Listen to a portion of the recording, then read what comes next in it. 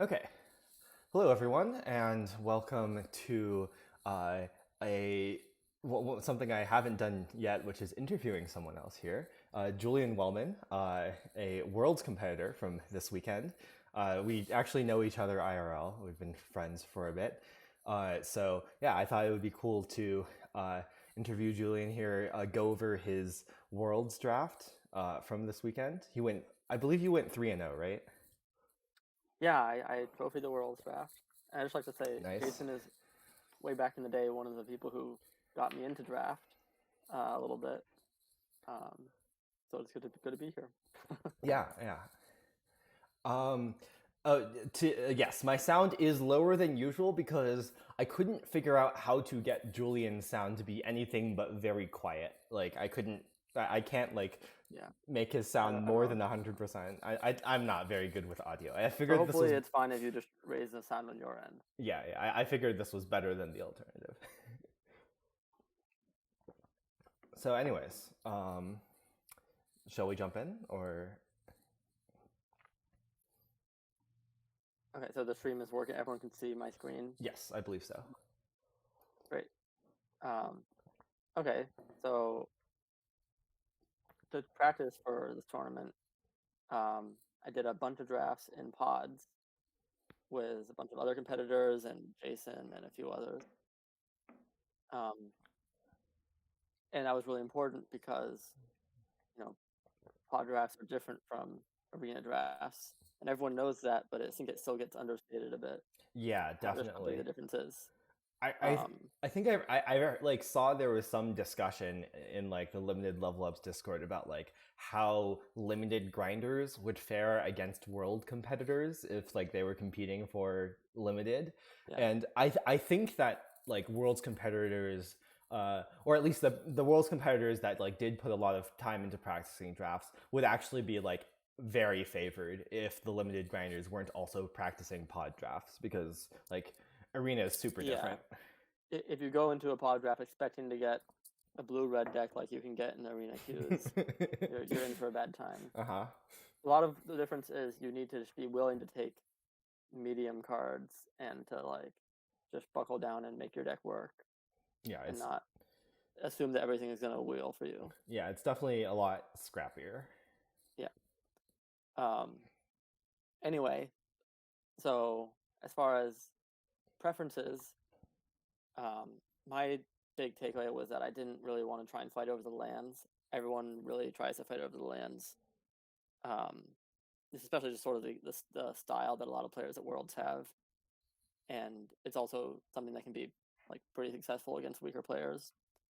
So I don't want to fight over the lands, and that leads me to like white and blue based strategies. And for me, I especially like the white cards. They're not really better than the blue cards, but they're pretty similar. I remember like Anyway, I remember there's yeah. some discussion about like various other worlds competitors perhaps forcing blue. Did that factor into Yes. Yeah. So some people say blue is better than white. It kind of you can argue that it's close. Um, yeah. No one was actually forcing blue. In fact, the person who most vocally said they preferred blue trophy was a white and red deck. Um, so so yeah, that's the other thing. In this format, you really can't force something. If you open a great card, you really need to take it and draft that strategy. So even though I didn't want to draft a controlling multicolor deck, if I opened a drag to the bottom, I was gonna very possibly do that. Okay, well, as we see here, you did not open a drag to the bottom. You opened a anointed Yeah, peacekeeper, which is also pretty good. my teammate. So okay, in this pod, I had one teammate, Simon Nielsen, who was not next to me. I don't remember everyone who was in the pod, but I know Jim Davis was the person I was passing to, and I was getting passed to by I think Yo Akiki, and there was also Riku Kumagai in this pod as well as Greg Orange, and I don't remember anyone else on top of my head, but Hmm. that's roughly who was playing. I did think that I sort of had the least scary pod. Obviously, all those pods at Worlds were full of huge names, um, but I thought I got a little bit fortunate with the pod I was in. Uh-huh. Um, anyway, Um, right. Okay. So we can get into the actual picks. So I wanted to draft white, and I opened up a white rare, so that's really good. I mean, this card isn't broken or anything, but it's definitely going to be my pick out of this pack. Yep. And the nice thing is that this pack does not have another great white card, and it's a pretty strong pack otherwise. So people are going to be pushed into black and blue from those cards. I mean, there's no great white card, but there are like there's Ellis and Protect, which like aren't like pure white, Yeah. but like do incentivize you to be some amount of white. Yeah, so I should be a little bit scared that Jim is. Well, I guess Jim isn't going to be the one who takes Ellis, probably. Yeah, But someone's going to probably. take Ellis I and be mean, incentivized to take black white. I don't know how much like other world's competitors would agree with like what we might think, but I would take Extinguish here but over Ellis. I assume that's what you would take as well. If Yeah, I Peacekeeper really weren't here. I would be surprised if anyone was taking Ellis second pick out of this Uh-huh. pack. I mean, I think I could see you doing it. I could see someone doing it. Like... Yeah, if anyone would do it, it would be me. So I don't think anyone else would going to. Yeah. Okay, well. Okay, so I took the Benoit Peacekeeper. I'm thinking maybe I'll wheel in a Artillery Blast or something. It's possible. But yeah, otherwise not much to take away from this. Okay, is there a way to highlight like just the one pick? I think if you hold control, it'll like highlight it while you're holding control. Right. Okay. Yeah. All right, so next pack does not have a great white card. Nope. Well, I mean, I know you love Stall for Time. I do love Stall for Time. Yeah, so it's an uncommon legend that's missing from this pack. No, there's a rare legend. Rare legend. Oh yeah, uncommon non-legend. Okay, yes. good point. Yes. I don't have my script running. I can't tell you what the possibilities for the third uncommon. So I would say the strongest card in this pack is Mossbeard Ancient. Maybe followed by Tail Swipe. There's like a ton of green in this pack. Yeah. And so I think I should, even though Mossbeard Ancient isn't exactly what like green-white strategy is going for, I think I still should take it. Yeah, I agree with you there.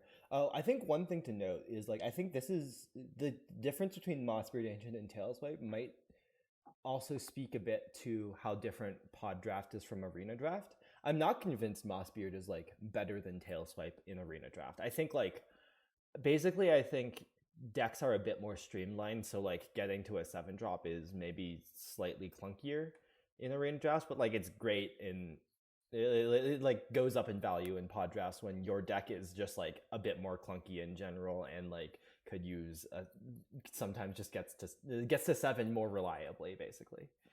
Yeah, I think it's an underrated card in general. Like it's really hard to beat. I mean, you can have Destroy Evil or whatever, but yeah, I mean Tail Swipe is also I think a bit underrated, but I agree with the Ancient here. Yeah. But so and also I mean I'm not like gonna try and draft green and white just based on this. Right, I could let go of either of these picks. Yep. Because again, they don't even work that well together, I would say. Although I would quite possibly play both. Okay, right, I thought I was going to use control to do that. Okay, right? I can now tell you that if you see Mossbeard Ancient and Tailswipe in the same pack along with a rare legend, the other options are only Frostfist Strider, Walking Bulwark, Raid's Frightful Return, and Rona's Vortex. So the person passing to you probably took Vortex. Rona's Vortex. Yeah. There's like someone could be way overrating Frostfist Strider maybe, but I think Vortex. Yeah. Also, thank you for the raid, Arya, coming in with a party of 11. Oh yeah, cool. Hope you guys enjoy. We're just getting started with this, reviewing the draft log. Yep, so far we have a Peacekeeper and an Ancient. Pick 3. Well, this one's easy. I think the best card in the pack is the Argivian Cavalier. And I like white, and I've got a white card, so I'm going to take that one. Yep. Uncommon Legend missing. Yeah. And a common, I guess, yeah. Yeah, I don't think... No, all the colors are here, so you don't know what color of common. Yeah. Next best card honestly might be the Librarian. So, I or the mean, Shadow Prophecy. probably lands, Yeah. except for the fact that you Okay, did say you lands. weren't Sure. fighting, you didn't want to fight over Yeah. lands, but Yeah, but, no, but just we're thinking objectively. yeah, What are the good cards? yeah, So yeah, I take the Cavalier. So now I'm just a little bit more into white. See more green cards. Pick 4. Um, not a lot else. yeah, Maybe Shore Up, good card. But I really like the Iconoclast. yep, Just good. even if you can't kick it. It's like not as good in white green as it is in like red green, but like you're fairly aggressive in white green, so like you still definitely Yeah. appreciate it. Right. Obviously, it's the kicker is what can make it a really powerful thing, but it's still going to be better than all the common 2-drops. Yeah, yeah. Just as a 2-drop. So I'm Leverages going to take take up the that. shield. What about take up the shield? Oh, I said the Iconoclast leverages take up the shield. Oh, sure. Yeah. And so now, I mean, I think there are some green-white aggro decks that could play all these cards, including the Ancient. But yeah, I should keep in mind the Ancient is really not a huge part of the plan. Do you ever think about taking Deathbloom Gardener just because you have an Ancient? No. Okay, just checking. I have 2 3-drops. Yeah. I don't know. Yeah. I would consider playing it in some decks because I have an Ancient, but Yeah. I'm not taking it. Yeah, that makes a lot of sense. Yeah. All right, we get another Cavalier. Pick 5. Nice, nice. Favorite card. Yeah, we're not getting much of. I don't know what else there is to think about. We're not wheeling anything. We're not getting much of a signal, I don't think. Yeah, I mean, I think pick 5 Cavalier is kind of a signal, like that white is fairly open. Oh yeah, it's a good sign for sure. And Yeah. I'm not passing any white cards, so that's Yeah. good too, I guess. Yeah. Oh, I should also say another way this draft was different is that the person passing to me would make every pick at the very last second. So that meant I was also making every pick at the very last second. Which makes sense, but it's just not normal. Like, if you play on Arena, you're used to like not using the entire entire timer for every pick.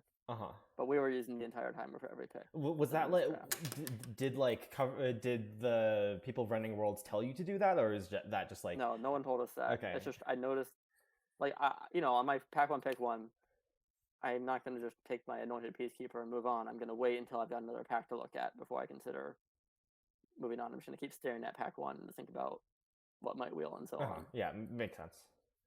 Yeah. So, but as soon as I get another pack waiting for me, then sure, okay, I can go look at that one. But if there's nothing waiting for me, there's no reason to make my pick yet. Makes but sense. there was never a pack waiting for me because the person next to me was doing the same thing.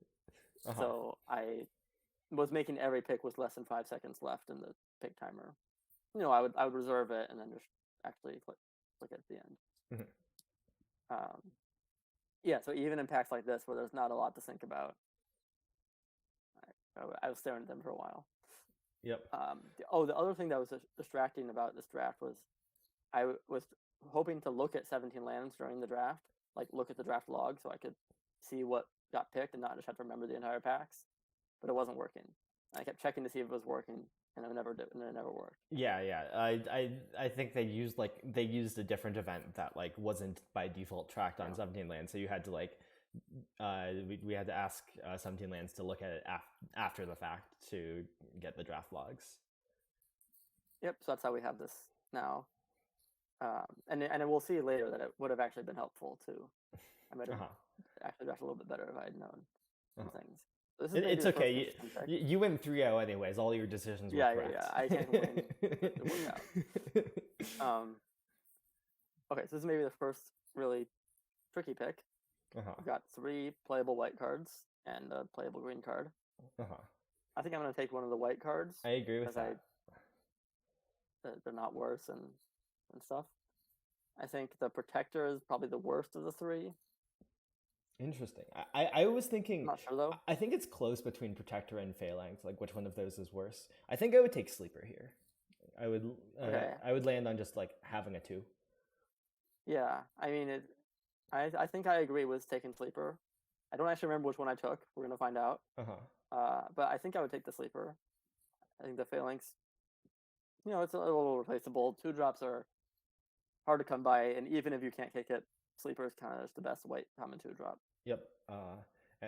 We did see you did tweet out about how Phalanx was like a key card to both. Yeah, and I know my final deck does have Phalanxes in it, so Yep. I must have gotten them somewhere. So let's see what I took. Okay, good. Okay. I took the Sleeper. Okay, great.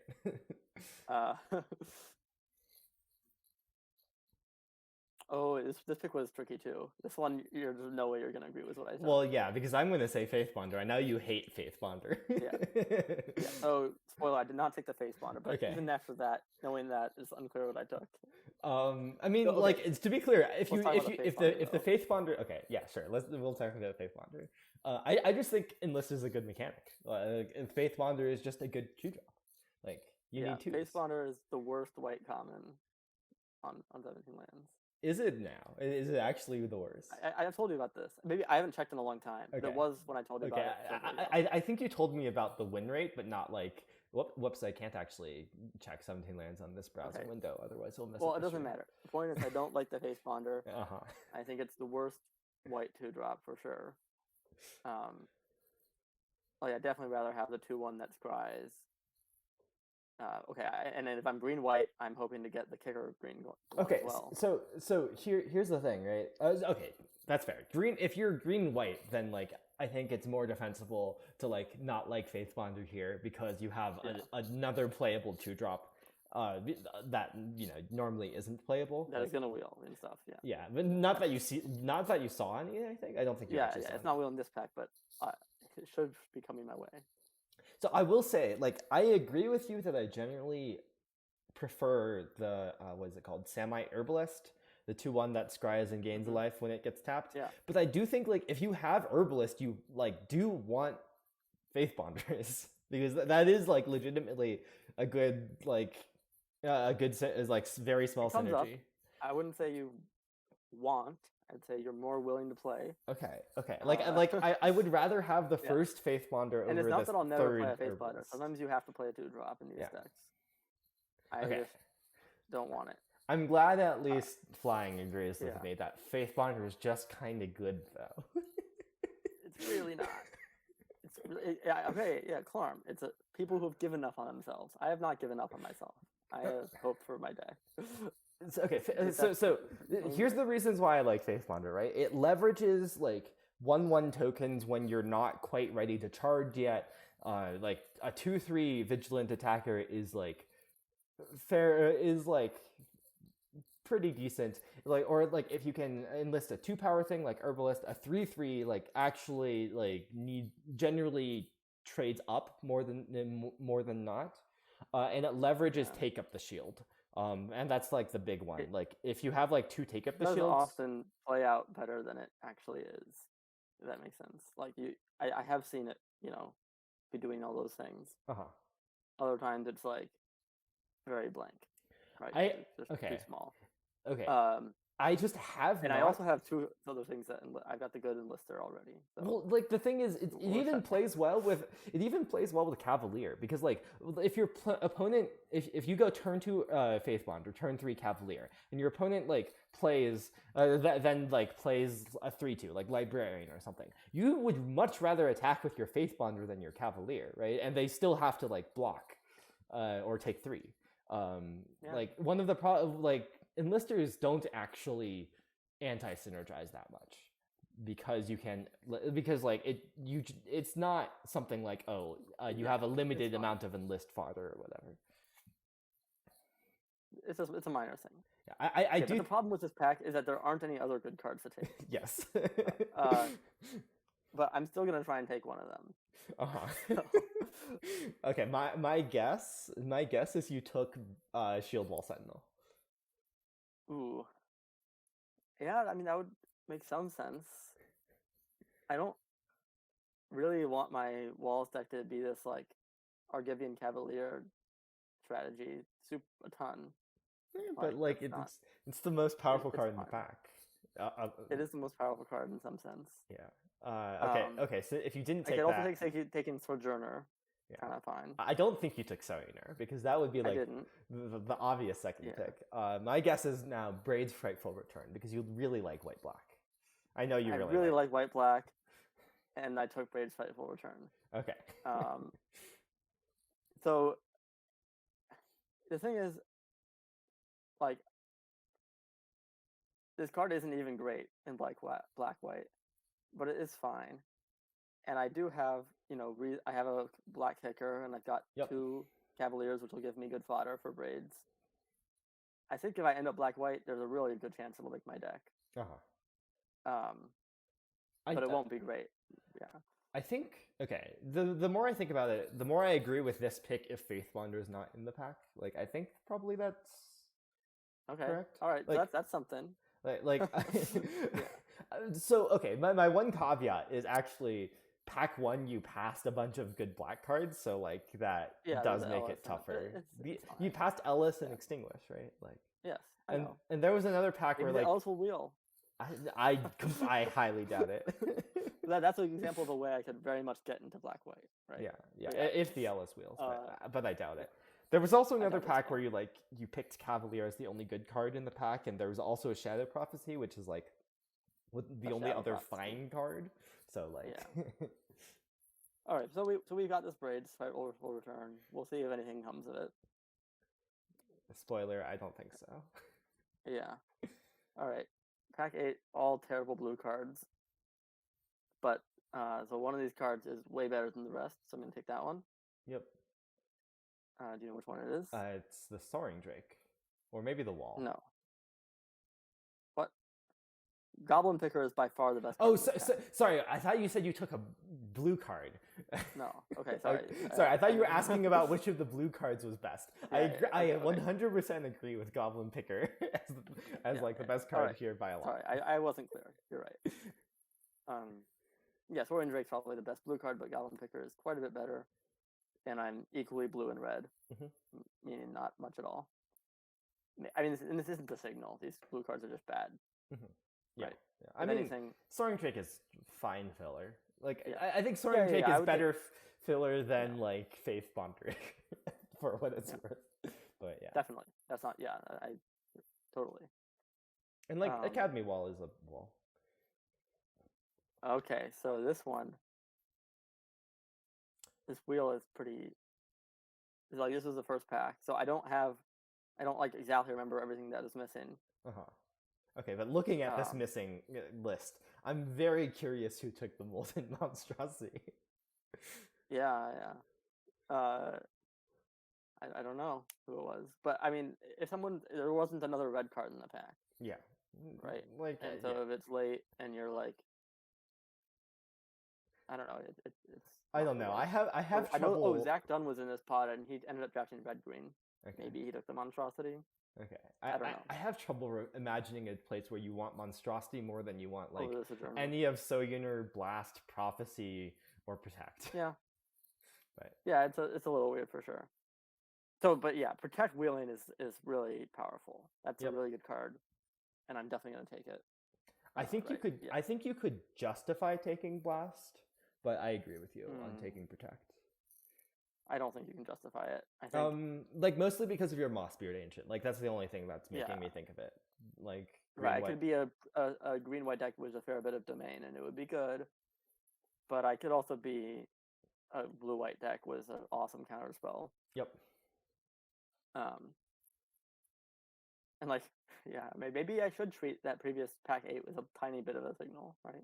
Wait, which one? Like the. Yeah, the one with the Soaring Drake and everything else. How many blue cards did it have? It had. Did it have like? It had like 5, but they're I mean, some of them are blank. 3 blue commons, so there could have actually been a 4th blue common in there. Like someone could have taken like a Geyser. Yeah, I guess it's possible. Okay, so now I have this Protect, and I've got like 1 card of each color other than white. So I'm still open to pairing white with anything. But I guess blue and green are doing the best. Yep. I mean, Picker's a good card. Yeah, Picker's good too. I assume you take the stall here. Like pretty clearly. I think I probably take the stall. Soaring Drake is worse, I guess. So I should really take the stall. I think Soaring Drake I think Soaring Drake is generally worse than blue white. Yeah. Unless you're like really missing threats, but I don't think you are. Okay, so actually this pack should really tell me a lot. 4 green cards got taken. Mm-hmm. Well, they're all better than these cards, but they still got taken, and the Soaring Drake did not get taken. Mm-hmm. So that should really be like a reason to believe that I'm gonna have trouble drafting green, and drafting blue could work. Were you at all like taking screenshots so you could like try to No, I look? wasn't, because I Okay. thought I'd be using 17 lands, but Okay. Okay. it wasn't. Yeah. So yeah, I should take Solver Time here. Okay, good. I did.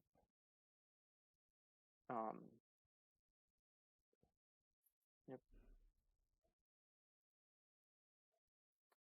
All right. Nice to see a librarian. Oh, this was the pack where you Ron. said Librarian is the second best card The in second best Wheels. card. Yep. Nice, nice. Yeah. So actually, that's kind of surprising me that people took like some of these really bad cards Uh-huh. over the librarian. I mean, like Yeah.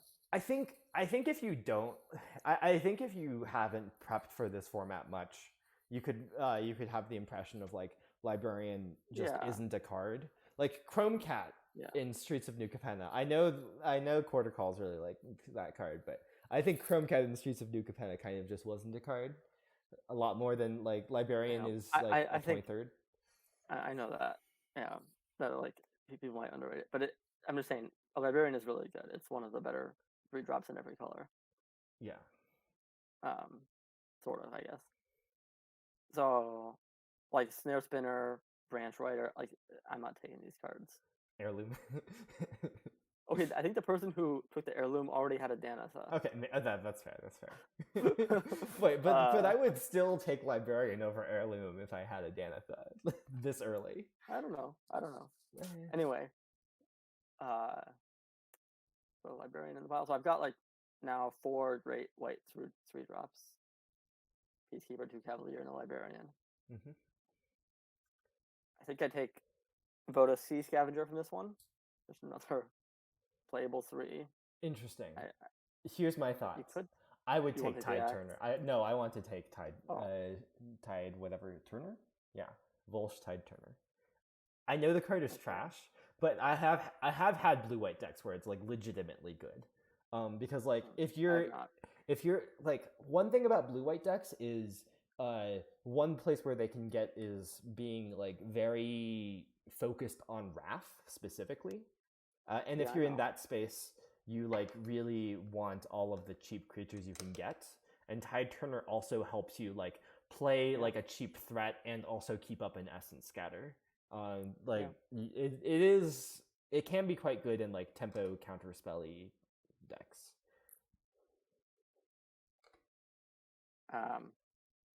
You look I convinced. might consider playing it if I get there, but Voda Sea Scavenger is just gonna like.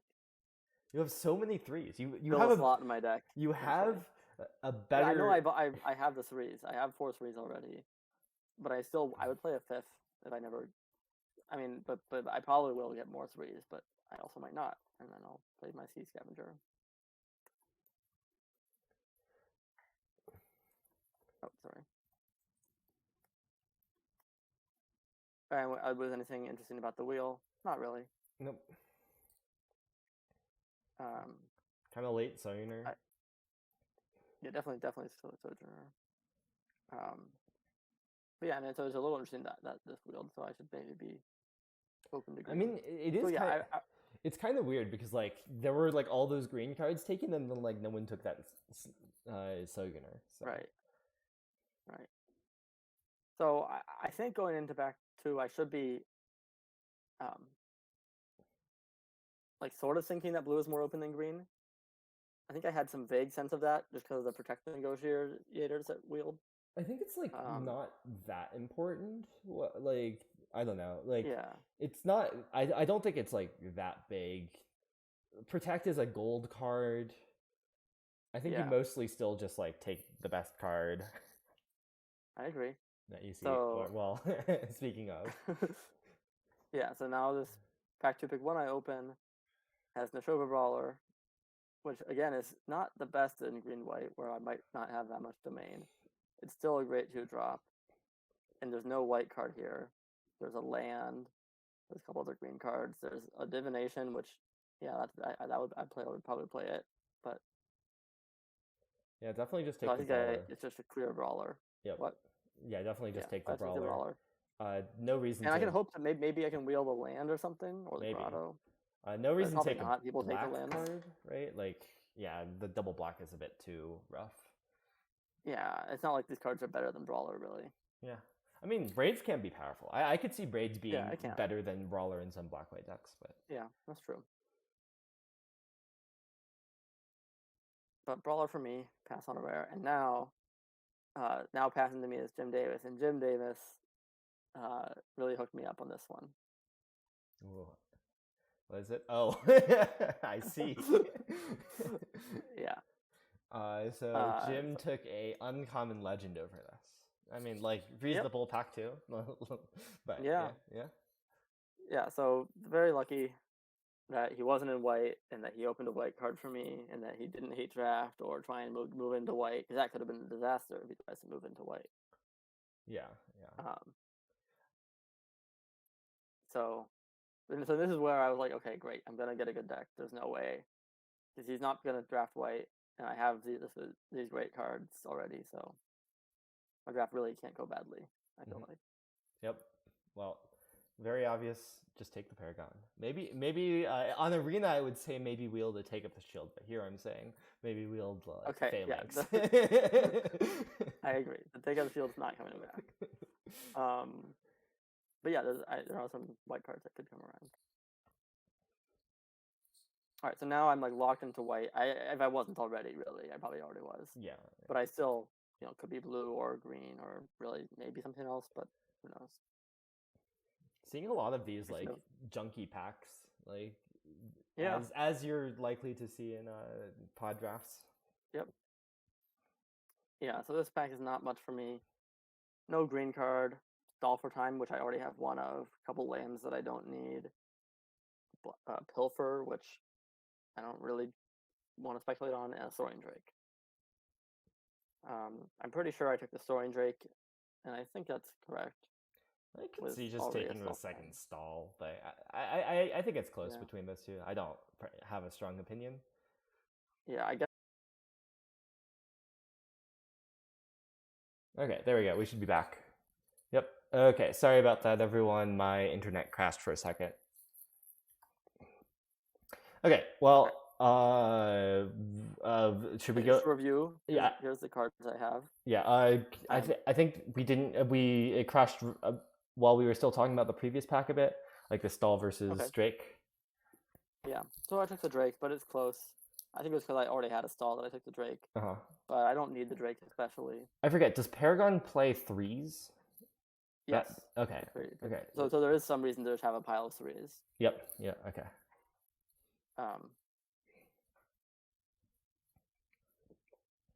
Yeah. So okay, my pool is like great white. I've got a couple good blue cards and a couple good green cards. Mm-hmm.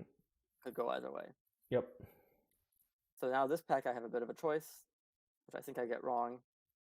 There's only another Stall for Time as white card. Completely disrespecting the Faith Bonder. But oh yeah, see, I don't. It's the only white card in the pack. I don't know what you're talking about. Yeah, there's an Essence Scatter, and there's Colossal Growth as like a green-white aggressive trick. I would take the Scatter here. I assume you did not take the Scatter here. Yeah, I think I should have taken the Scatter. I'm pretty sure I took the Colossal Growth. Yeah. I think after I took the Brawler, I was really thinking I was more likely to be green than blue, and I just should have Soaring Drake just because I didn't have much else to do. Like even Stall for Time, I'm only going to play if I have blue. At least the second copy, I'm only going to play if I have blue. Mm-hmm. So I really thought I was more likely to be green than blue, but based on the wheel in pack one, maybe I shouldn't. And also, just like I think your I think your blue cards are better than your green cards. And I like just my Protect is really, really good, and yeah, I really like my green 2-drops. So. Yeah, your green 2s are good.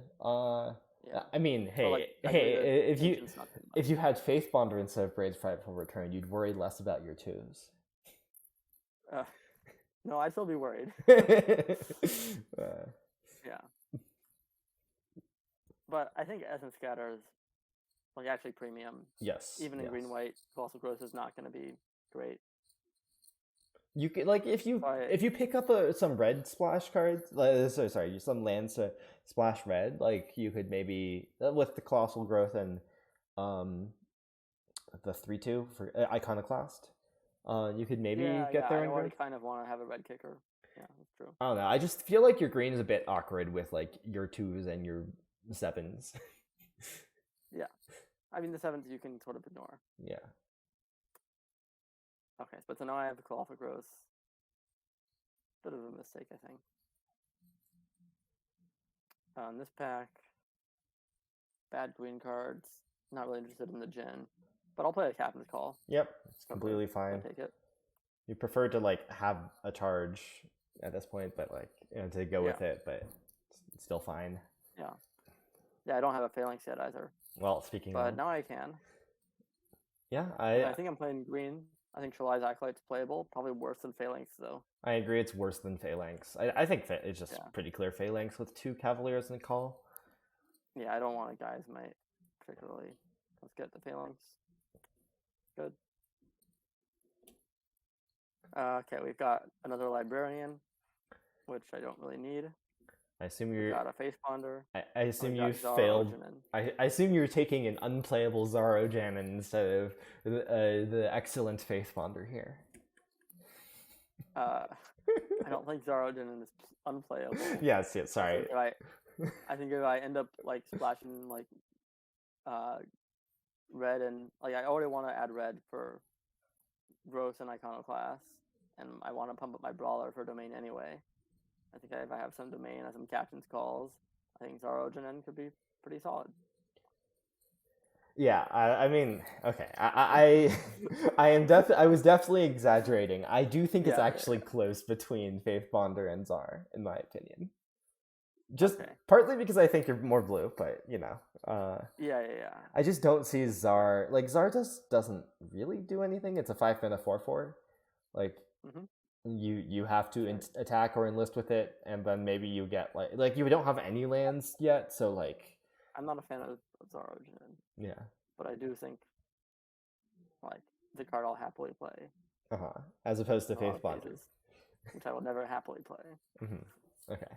We'll just have to agree to disagree there. Yeah. Oh, and also because I mean in this green deck I do have I'm doing okay on 2-drops so far. Sure. Yeah. I mean, the worry is if you're blue, right? Yeah. All right. Nothing good for me here. I think I take the tortoise. I wonder if you're supposed to take the picker or the Jin. Yeah, I don't know how I end up playing either of those though. Yeah, it's a bit of a stretch. I could like. I feel like you just don't end up playing tortoise ever. So like, yeah, like I guess you do have 1 colossal growth for tricks. Yeah, I'll play the tortoise.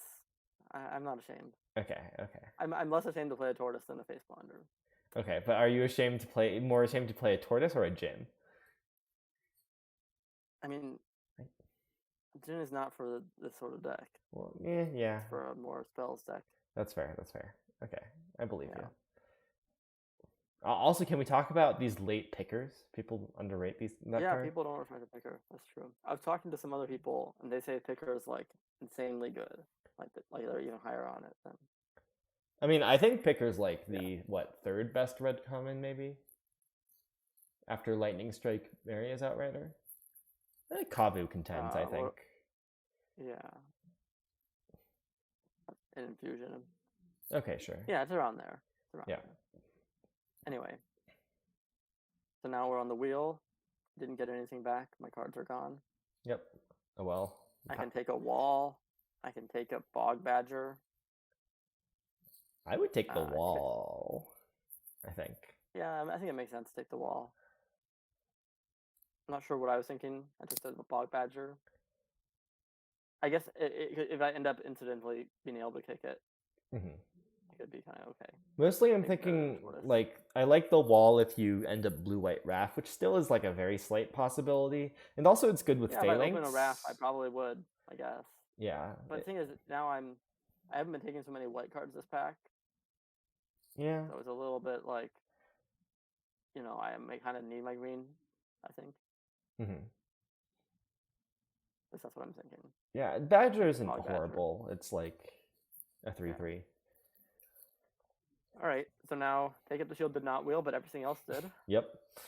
So I have my pick. I think I should take a second Phalanx over a Protector.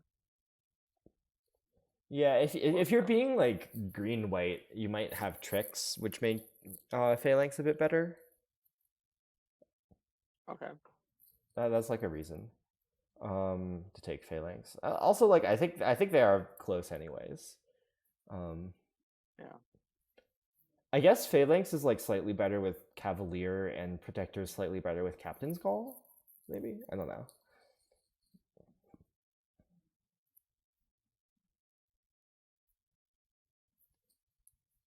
Okay, nothing in this pack. I think I should hate draft. Or maybe I should just take the Stalker. Maybe there's some world where I play the Stalker. No, I think there's no world where you play the Stalker. I would just take Thrill as a hate draft, or maybe the Amplifier. I think Thrill is a better hate draft, but Well, so the question is, which is better against my deck? Probably Thrill is better against my deck. Yeah, I think Thrill is better against your deck. Like, I don't know, Amplifier bounces. Okay, I took the Stalker. Okay.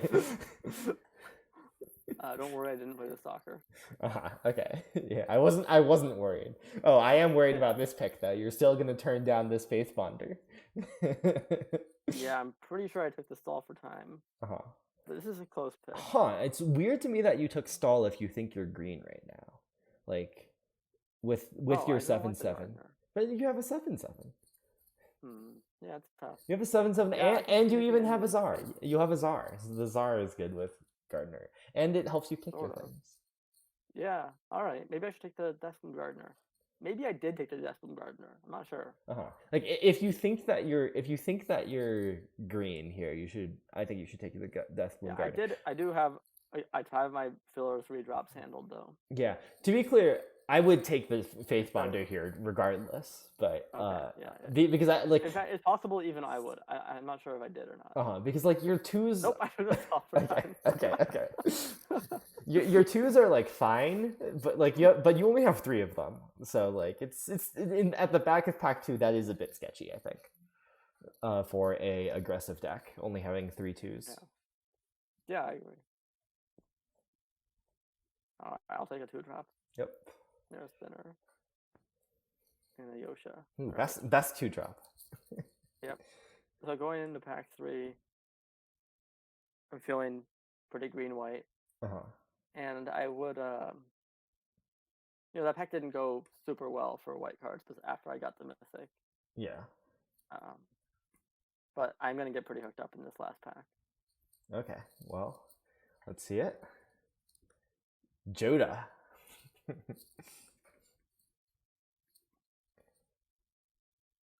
Yeah, so this pack is not very strong.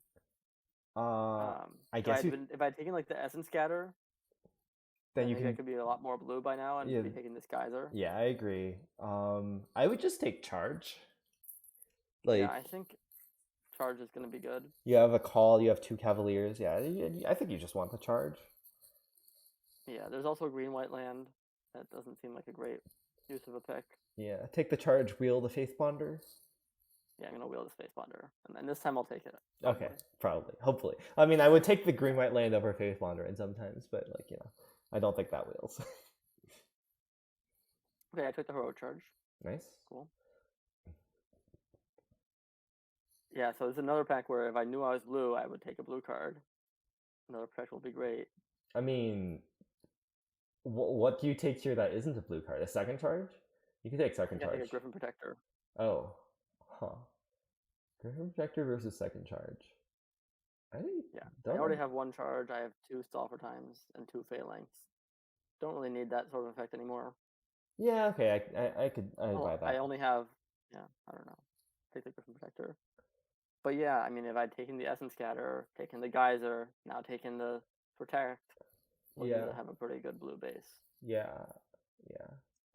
I do think the white-blue would have been, like, leaning more into blue would have been good for you. But, I mean, you still 3 outs. Like, it's just really one pick that I can look back on as kind of wrong. Yeah. Which is the growth versus scatter.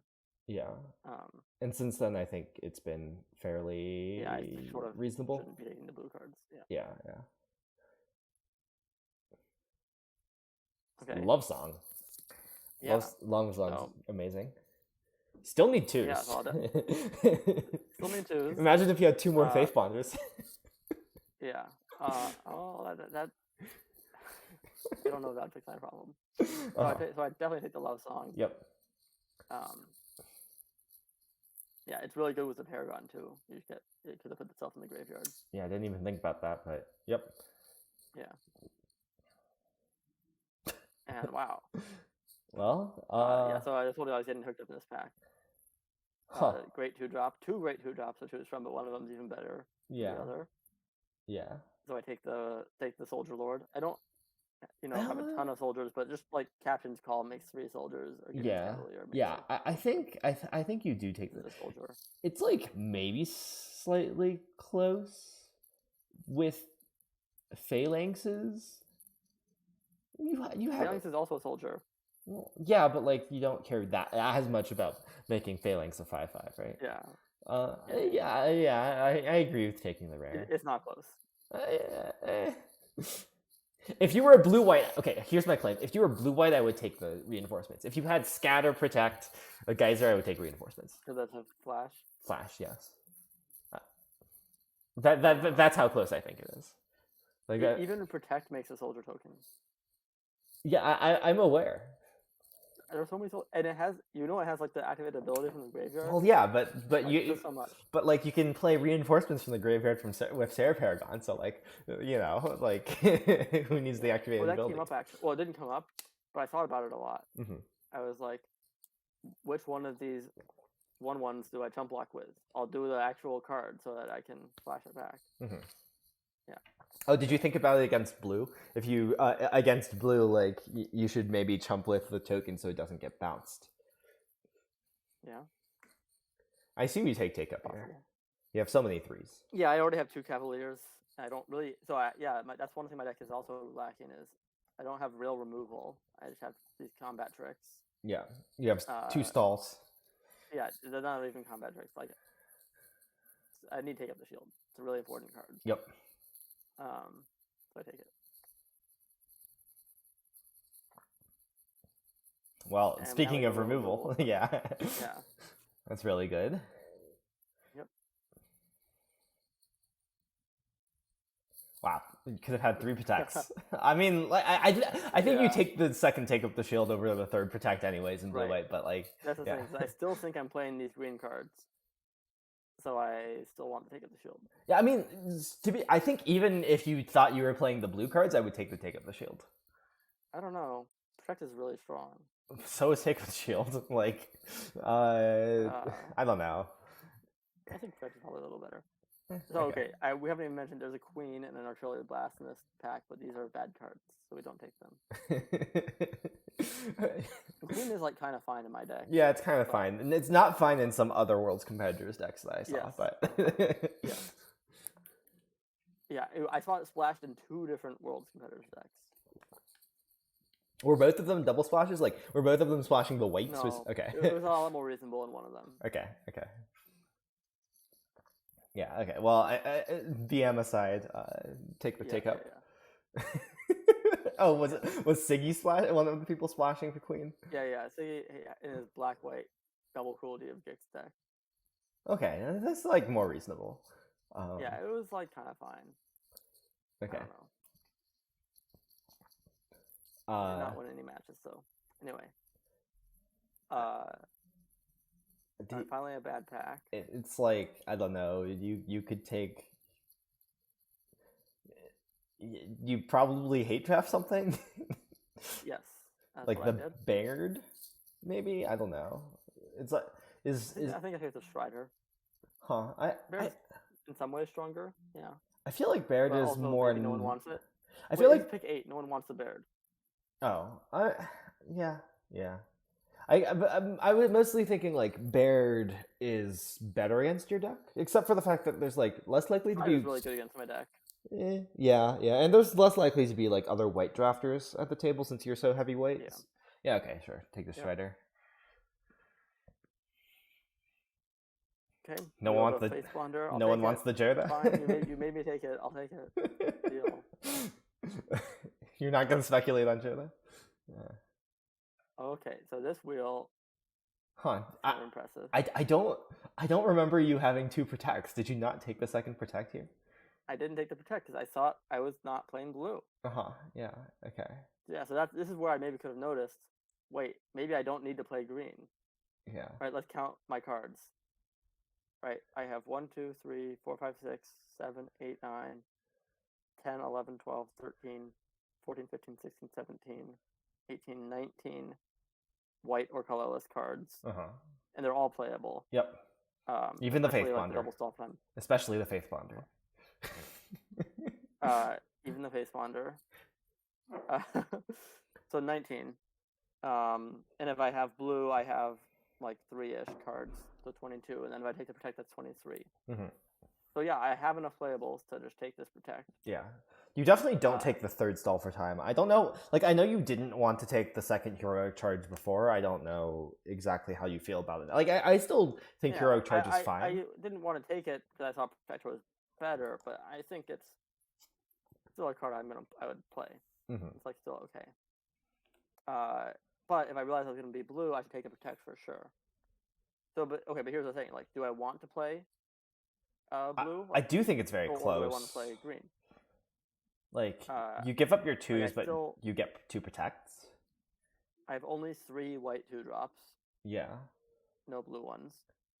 I've got the Brawler, the Iconoclast, the Colossal Gross, a couple of bad 3s, Zara Odinin, and my guest monster. Okay. After looking at this, I think you don't take the second protect because you don't have enough 2s. Like, protect you really want to have 2s for, right? Yeah, I mean, yeah. This is why you take the Faith Wanders. So I take the heroic charge. Last time plugging Faith Wander. Yeah. And also at this point, like this pick, you don't have a ton of time for this. Like, yeah, so definitely have to just go on what you're assuming, which is that I was assuming I was green white. Mm-hmm. Yeah.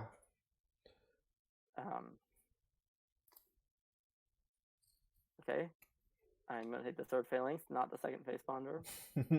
If you taken the protect, okay. Do you at least agree that if you had taken the second protect, you should take the second Faith Bonder? I guess I have to agree with that. Okay. Yes. I'm glad we can agree on that much. Yeah. But you can only imagine it. What if I had like also a scatter and a geyser in this deck? And the third protect, I think, right? You would have I think you saw 3 protects. Probably. Yeah. Yeah. Although this one I probably would have taken not on the wheel, so I would have been lost out on the cards there. Yeah, but yeah, imagine. Yeah. I mean, yeah, your deck is pretty good already, so. Yeah, it is. I don't need the blue for it to be good, so I take the phalanx and I wheel the reinforcements. That's pretty good. That's pretty good. Okay, if you knew that, I would take protect. But yeah. Huh? You took Coral Colony over the Divination? Yeah. Oh, is that like a hate drop? I feel like. I guess it has to be a hate drop. I don't know. I feel like that. I feel like the Divination is more often important than the Coral Colony. Wait, isn't Coral Colony like a really scary blocker against my deck? Is it? It's got so much toughness and yeah. You have so many 4/4s. I don't know. I mean, before that, I want to be able to attack with my bears and my 1/1s. Well, sure. Got, resolute reinforcement. I mean, that's what enlist is for, right? Like, you can enlist up before. I want to be able to take up the shield to kill the blockers, not like just be stuck. Yeah. I just think of I just think of the Divination as like an important card for blue control decks. I don't know. The other thing is, again, now that I have wheeled the resolute reinforcements, I should again be considering, wait, am I blue? Like, I don't have time. You have like 10 seconds for this pick. Yeah. Less, probably. I mean, you're definitely not playing the wall, right? yeah, definitely not playing the wall. But maybe I probably actually should be playing the Divination. In the blue deck? Yeah. Yeah? Well, no, I probably wouldn't play it. It's like close. It's close, but yeah. Yeah. It's just not the right style. Yeah. I get the MP momentum. And then it's time for deck building. Oh, yeah, you showed me this. Yeah. So I don't play the green cards. I realized during deck building, like, wait, I have almost all my cards are white. Uh-huh. I can just play the 1 Protect and the 1 Soaring Drake as my blue cards, and have exactly 24 playables. Including both heroic charges, both stall for times. The stall for times are another reason to play blue. Yep. 10-6. And then I get really good mana with 16 lands, 10-6, really clean. Yep. I like this. I like cutting the like awkward green, which like the cards are fine, but like definitely not maximized in your deck. Right. So like I thought no Shogun Wall was going to be good. Actually, it's just a 2/3. Yep. Very medium. It's It's 2/3 with trample. It's a 2/3 with trample. It matters for the fact that one. Well, hey, you can't. You can make it bigger. You can't. Maybe. You can't kick your heroic charges anyway, so it helps there. It does help. Yeah. So the only change I would consider making is cutting the second heroic charge for the Voda Sea Scavenger. I don't like that. You have so many 3s. Yeah, and also Voda Sea Scavenger is harder to cast. Okay, you both have so many 3s, and also you have 2 stall for times, which actually play out fairly well with heroic charge, I would think. Yeah, that's true. They both are like one big strike for strategy cards. And like with the wheeled resolute reinforcements, you're actually fairly wide as well.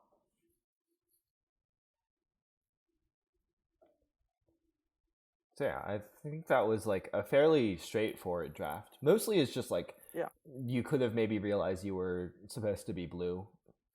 But this is what I realized as soon as I got deck building and decided that I was gonna cut the green. I was like, oh man, how much better can my deck have been if I knew this is what I was gonna do? Yeah, it would have only able to because of stuff like I wheeled the resolute reinforcements, right? Yeah. This deck only barely had enough playables, like without the green. I mean, you would have had more blue, right? Yeah. And I'd play 7 islands or something, but it's fine. Yeah. Imagine if you had another Faith Bonder. That would have been another playable. Right. Yeah, so my deck only has 4 2-drops because I don't have the green. Yep. But 4 is functional. But yeah, I think the one main mistake was I didn't take the Essence Scatter, and that cascaded a bit. Yep. Okay. Should we look at the games? Yep. Let's look at games. Okay.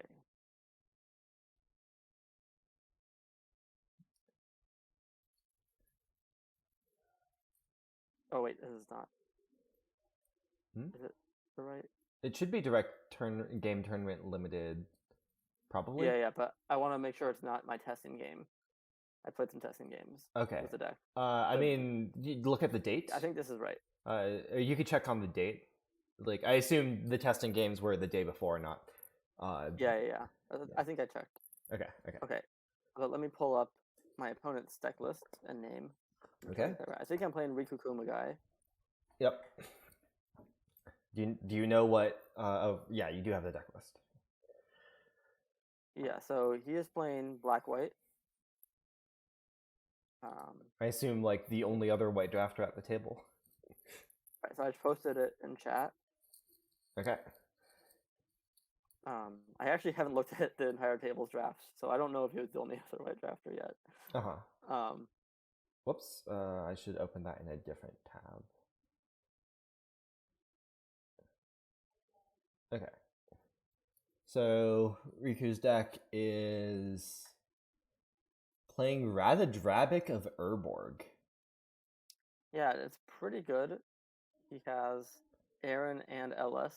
Yeah, okay. Doesn't have the braids. Okay.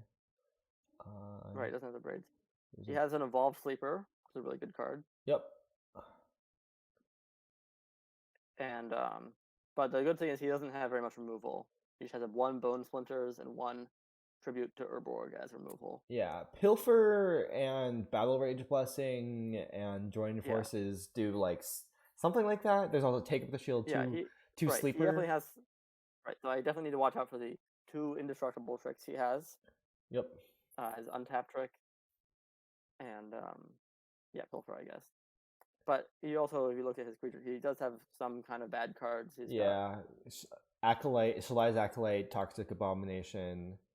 Oh, these Necromasses look kind of bad too. There's no self-mill at all. Yeah, he has a lot of creatures, but just not a real way to put him in the graveyard. Yep. He's playing 17 lands with 1 black-white duel, so he can't do any kicker stuff. Uh-huh. Wow, this is where the Faith Bonders went, and he's not playing them. Right, so in his sideboard, he has 2 Artillery Blasts, which might come in against me, and a Stall for Time. Might be fine. I don't think he... I mean, I personally wouldn't bring in Stall for Time against you, but... Not like unpicked Stall for Time. Card in his sideboard. Yeah. Most of his sideboard is not playable, so... Yeah. Anyway, let's see how the game went. Oh, the blasts are pretty important, but yeah, okay. This is I think I'm on the play, my opening hand. Well, you mulligan this regardless. Yeah. Yes. Okay, wait. Okay, yeah. You can do left and right. Yeah. What was the card you put to the bottom? Looks like Stall for Time. Okay. Yeah, so this is my 6-card hand. I think I should bottom Stall for Time. Yep, I agree. You want your creatures to make your phalanx cheaper. Yeah. And I need 3 lands. Yep. Okay, yep, so I play a land. Here's a land. Toxic Abomination. Pretty happy to see that. Okay. My turn 3, I can either play Peacekeeper and take a look, or Soaring Drake. I assume you just play Peacekeeper, right? Like, gotta be better to play it earlier. Like maybe make him miss his 3. Also, it attacks. Yeah, it mostly attacks better than Soaring Drake. Like you're not gonna I don't know if you would trade either for Abomination. Maybe you trade Drake, but you Peacekeeper attacks for 3. Right. They're kind of equal. I probably would play the Drake. Would trade with the Drake, but not with the Peacekeeper. But it's still kind of evenized. Chat is suggesting that you adjust the zoom a bit, maybe to not need to scroll as much. So you can see everything. Yeah. Is that better? Yep, that's better. All right. So I don't remember what I did. I did the Peacekeeper. Cool. All right. So now my name. Okay, yeah. I think I named the correct card. I assume you named Cavalier. It's gotta be Cavalier. Yeah. So yeah, I'm just disrupting his 3-drop, and he's not gonna have a lot to play. He can always Bone Splinters to kill my Peacekeeper, but that's just fine. Yep. And he can choose to keep up Joined Forces to prevent your attack, but I assume he just plays the Vivisector or maybe something he draws. He plays the land that I knew about. I take 3. He plays the Vivisector and passes, because I guess he didn't have... He could have played a Swamp if he drew one, but maybe he didn't draw a Swamp. Or also, maybe he's just concealing information. Like it's not obvious. It's not obvious. If he didn't want to cast Bone Splinters, he would play the Plains. Yeah. But maybe I'm not sure whether he should play Bone Splinters or not if he did have Swamp. Yeah. Anyway, so with 1 white up, he can't have anything. There's nothing in his deck. Nope, or nothing in the format even. True. So now I just play Soaring Drake. Yep. Another play. Yes. And the same for me. It doesn't matter which land I leave up. There's nothing to represent. I mean, actually, blue represents shore up and okay, that's right. Yeah. Sorry, I forgot about that. All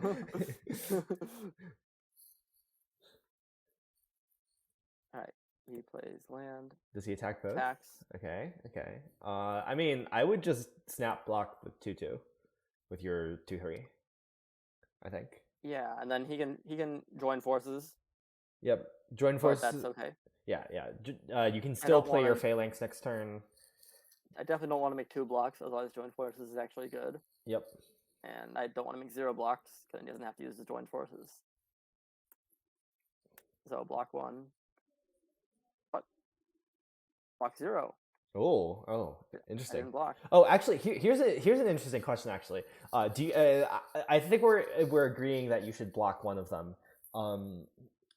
Do you think block the Vivisector? You think you should block the Vivisector? Okay. With the 2/3.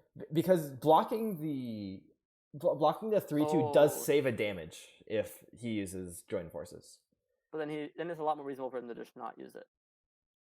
and But play a 4-drop or whatever. sure, yeah. If he has a playable card in his hand, I could see him just playing a 4. But like, I feel like there is enough incentive for him to just use the join forces that like I kind of like saving a life.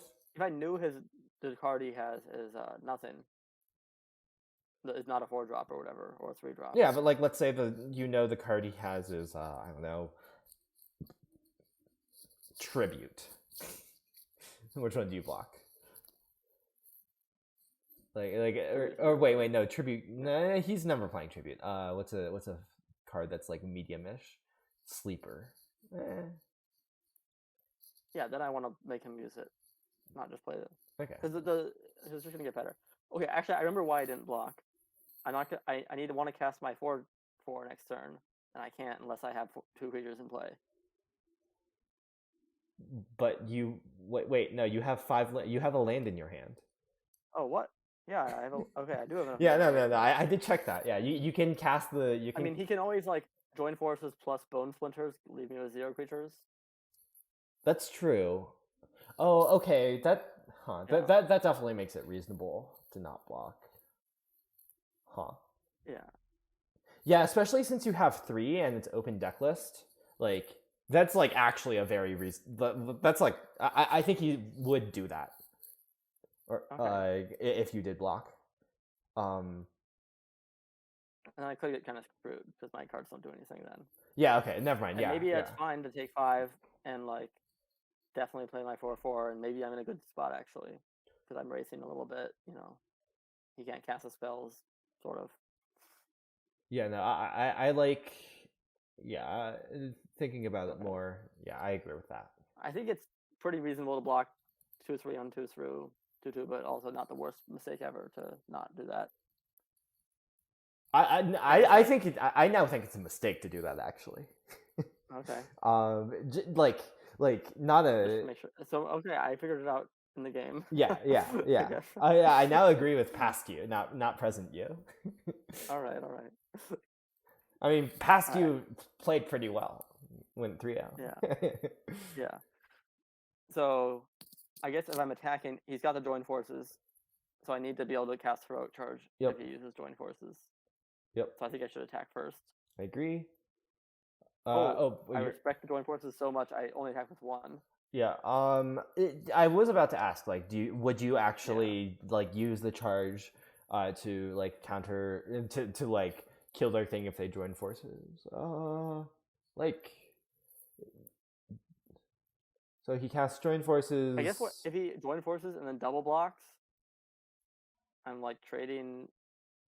It's not really advantageous. I also think it's like just very reasonable to just attack with both and like to some extent bluff having take up.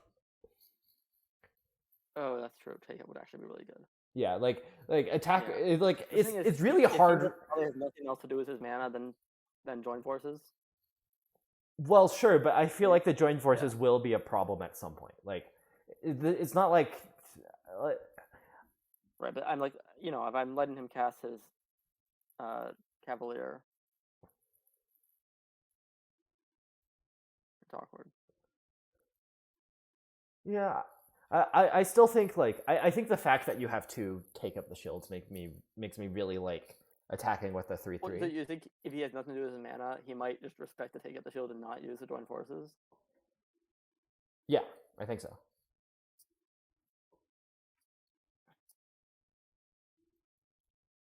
I feel like he should use it though. Like just trade with to take up the shield. Oh, it's a blowout though. No, it's a 2-for-1. Yeah, it's not a trade. It's really bad if you have to take up shield. I think this is certainly. I think this is like a place where you like maybe do it some percentage of the time or something. But I think both are reasonable. But I just get the 4/4 down. Yeah, I guess yeah. Now he attacks me. I mean, you block with your 4/4? Maybe? On the 3/2? Okay, let's see. So he has the 2. maybe you Well, don't just take out the shield in this deck. yeah, take up the shield makes it so that it's probably better to block the 2/2 than the 3/2. It's also not obvious. Also, like not obvious which is better. The 2/2 might be more valuable. Yeah. Right? It's an extra damage, but I'm gonna be another scry right down the lane. Yeah. So yeah, I think I should do 4/4 on 2/2. Yeah. You get punished by the Battle Rage Blessing a bit, but like not that much because like it means he can't do anything else. So yeah, I assume this is just join forces. Yeah. Okay. So I take 5. Scratch to the bottom, looking for a land, I assume. Right, yeah, he hasn't been doing anything with these, so he doesn't have land. And he's still not choosing the Bone Splinters.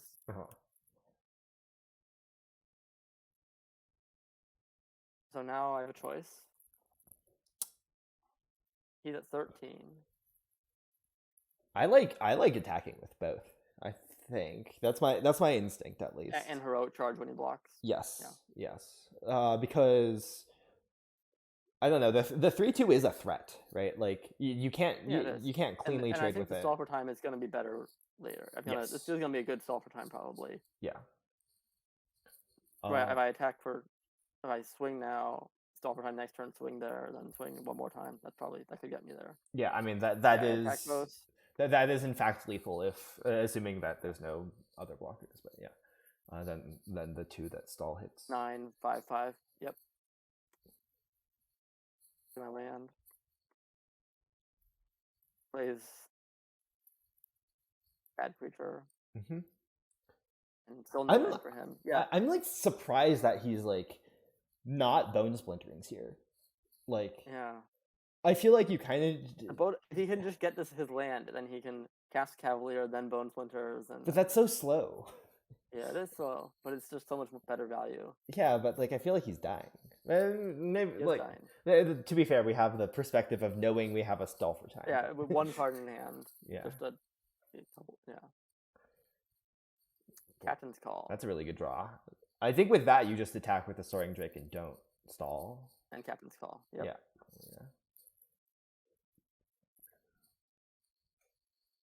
Okay. Drew the land. Land, finally. He's kind of in big trouble though. Yep. Especially if he plays the Acolyte, he just dies. Yep. Plays the Cavalier, he doesn't die, but it's still bad. He plays the Acolyte. Yep. Okay, good stall. Okay. Nice game 1. I've got the Paragon too. Alright, so that was game 1. Yep. I think this is game 2. Good hand. Okay. Has a 2. On the draw. I think for sideboarding, I did not change anything. Yeah, I mean, your deck is like pretty tight. It's just like... The only change I might have made was like... Switching the green. Cutting the heroic charge for Sea Scavenger. Sure. Yeah, that was a change that I considered a lot of times. I don't remember when I actually did it. Did you never switch to green, or did you? I assume you at least. I never switched to green. Okay, at least I considered it. We talked about it, and I thought about it like the day before, but I never actually switched to green. Okay. Not really good. I think it could be good. Maybe like if you really feel like you need a 2, like just getting the extra 2s. If you ever want to cut stall for time is the real reason to switch to green. I think that's really the main thing. Yeah. But the thing is, when I want to cut stall for time, I usually want to cut heroic charge more. So then I end up with the stall for times in my deck anyway. Mm-hmm. And it's, Okay. Anyway, so this game, I guess there hasn't been any decisions yet. I keep my hand, of course, and then I play my 2-drop, of course. Doesn't have a 2-drop. Plays Love Song. Wow, it's very sad. Pretty sad. Well, Love Song on 1. Love Song. That's so it's always sad to play Love Song on turn 3 with no 2-drop. Yeah. And it makes you want to do chapter 1 so that you can get both counters on chapter 3. Yeah. I have done that, but it feels horrible. Yeah. Well, it also is okay to do when your opponent doesn't have a 2-drop because they're going to discard the hand size. Yes. So I did have a 2-drop, so I'm not going to be discarding the hand size. Yeah. And also you have a Peacekeeper to super punish him for this. Yeah. It's also a fine thing to do. What was I going to say?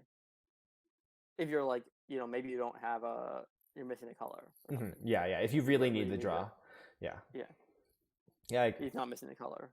But yeah. All right, so now I choose which 3-drop to play. I've got 4 options. I think it's a pretty obvious Peacekeeper. I think it's not obvious. He has a lot of cards in hand that might not like actually hurt him much. Well, yeah, you He get might so get much like information. Yeah, he has so many cards. You get so I much might information. bait out some removal first. I mean, he Doesn't really doesn't have he doesn't like, have removal, right? yeah. Like even post board. Even But post totally blast board. don't hit the Peacekeeper. Yeah. So like I don't know. There's not much removal to worry Yeah. about, and I feel like making sure he can't like tempoing him after he made you both draw cards is pretty good. All right, I agreed. All right, you're never gonna guess what card I named here. Okay, let me think about it. So he's about to get a 1/1. He wants to play one of the threes. You can like prevent him from playing one of the threes, perhaps. But he has 2. But he has 2, so you can't prevent both. It's like not that advantageous to prevent. So okay, so if I were to name one of the threes, I would name the Vanguard so that he's forced to play the other one. I forget what it's called. Aaron. Yeah. Aaron. So that he's and then he's like pressured to like trade Aaron for Peacekeeper the next turn. But then Aaron's gonna become a 4/4. Yes. Which is hard to get past. Yeah. Whereas the Vanguard being a 4/3 is like it still trades. Well, yeah, but it doesn't let you attack next turn, which is like it will with your Peacekeeper as much because like he's just he's very happy to. I think he's pretty happy to just trade the Vanguard for Peacekeeper. Right. Well, it's not even clear I wanted. Yeah. Okay. Yeah. I think I would. I think I would name Vanguard. Maybe that's wrong. I considered that. Did you name like Acolyte or Necromass? Necromass is like. I told you you're not gonna guess. Okay. Oh, did you name Battle Rage Blessing? No. Okay. Wait, there's no other. Oh, you named Aaron. That was the only card I haven't said. What? I named. This is the first mistake in my tournament. Shalai, Voice of Plenty. Oh no. Okay. Yeah, okay. That's just a like that's just I meant to name the Acolyte. I instead named the Voice of Plenty. Yeah, mechanical mistake. Oh well. Yeah. Okay. Yeah, that's sort of the thing. Like the rope. I spent some time deciding which 3-drop to play, and I spent a lot of time trying to think about what to name, and then I finally decided, and I just clicked the first thing I see. Not good. Yep. Okay. Oh well. Yeah. So, and I don't realize that I've named the wrong thing. Oh. My opponent does though. Okay. I mean, it's very obvious because like it would show like a larger mana cost in hand. Oh. On Arena, I'm pretty sure. Yeah. I mean, for me too, but I'm not really looking at it like that. Yeah. Yeah. Okay, but I think Acolyte is pretty fine to name. I agree, it's reasonable. It actually delays. I've got these 2 flyers in hand. Yeah. That are gonna be good otherwise.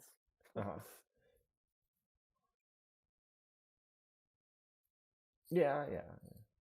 Oh, he plays the Aaron. I mean, it makes sense. Why? Because he wants to make it. It's better to put a counter. Yes, it's better to put a counter on Aaron. I think. But now I have to attack with my 3/3. Well, yeah, but like basically, like he takes 3 damage to get a counter on Aaron. Like it's like, oh, blocking. I mean, sure. I guess it makes sense. I attack because I figure if it's a 2/2 flyer, it's a fine trade. Yeah. I mean, I agree with this attack definitely. And you probably can't take the 6. So, yeah.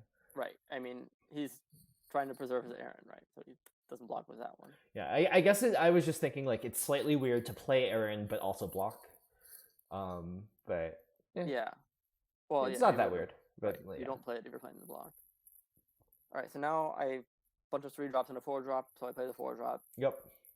Pretty easy, I think. Especially because this one benefits from things coming later. Yep. Also, like none of your, I guess your Cavalier kind of has an okay attack for 5. Yeah, eventually, yeah. I might play it next turn. Right, now we cast. How confused are you?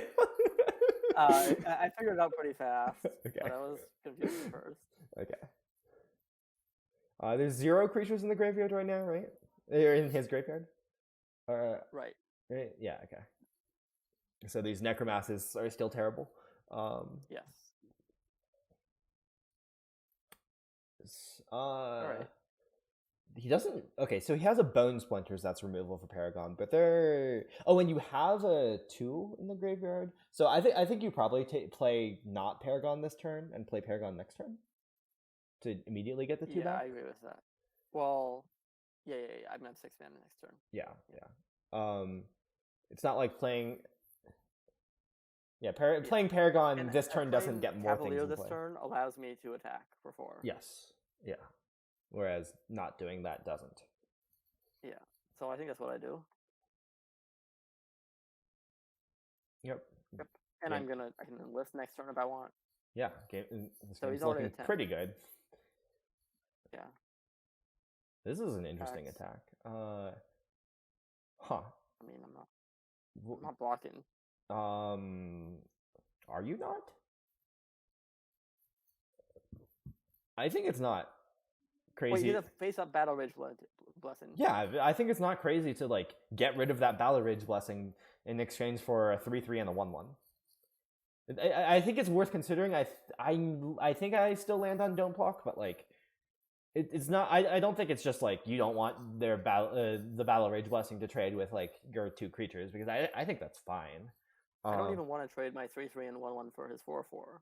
No, yeah, that is the question. I mean, like, I think it's not bad. Like your 3/3 is not attacking right now. It is enlisting. Okay, yeah, sure. Enlisting is. And I've like got like 4 cards in my deck that I can draw that make me Alpha Strike. Yeah.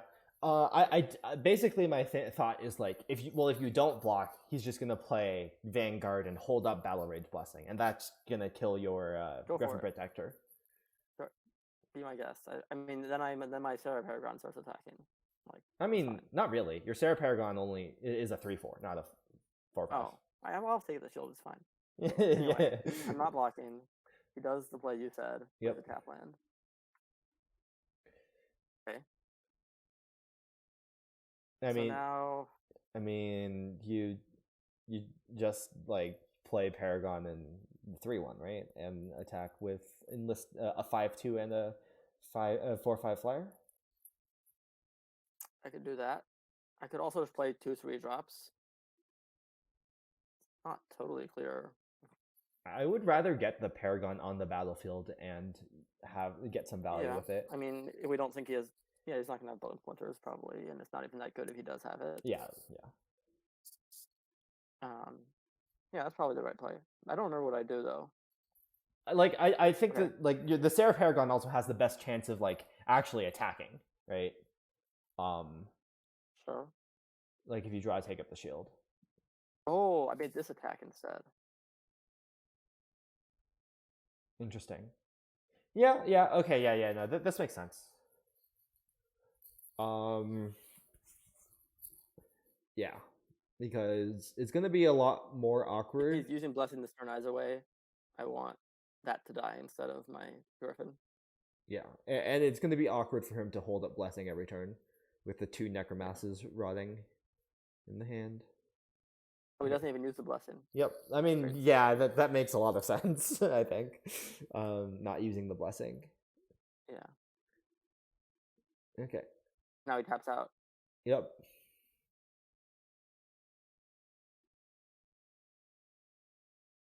Yeah, okay. I'm like honestly kind of surprised he didn't attack with Aaron.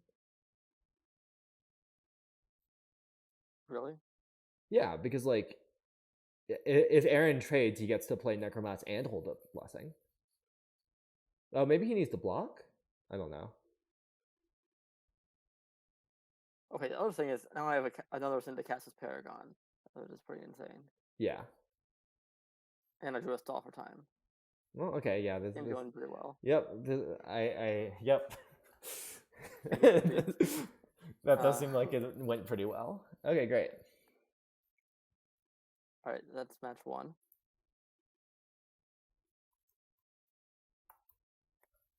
Match 2, I am against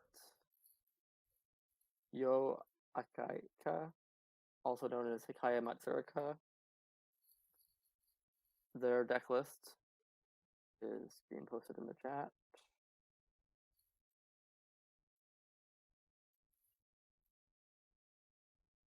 Okay, so this is red black? Red black. Yeah, red black. Not a thing I've ever drafted myself. Wait, really? Oh, it must have been Carl that drafted that then. Yeah, right, I've never drafted red black. Okay. Red black with 3 legends, one of which Yeah, is 3 red black legends. One of them is the weird rare. Yeah, okay. Um, Is there and, there's no dragons, okay.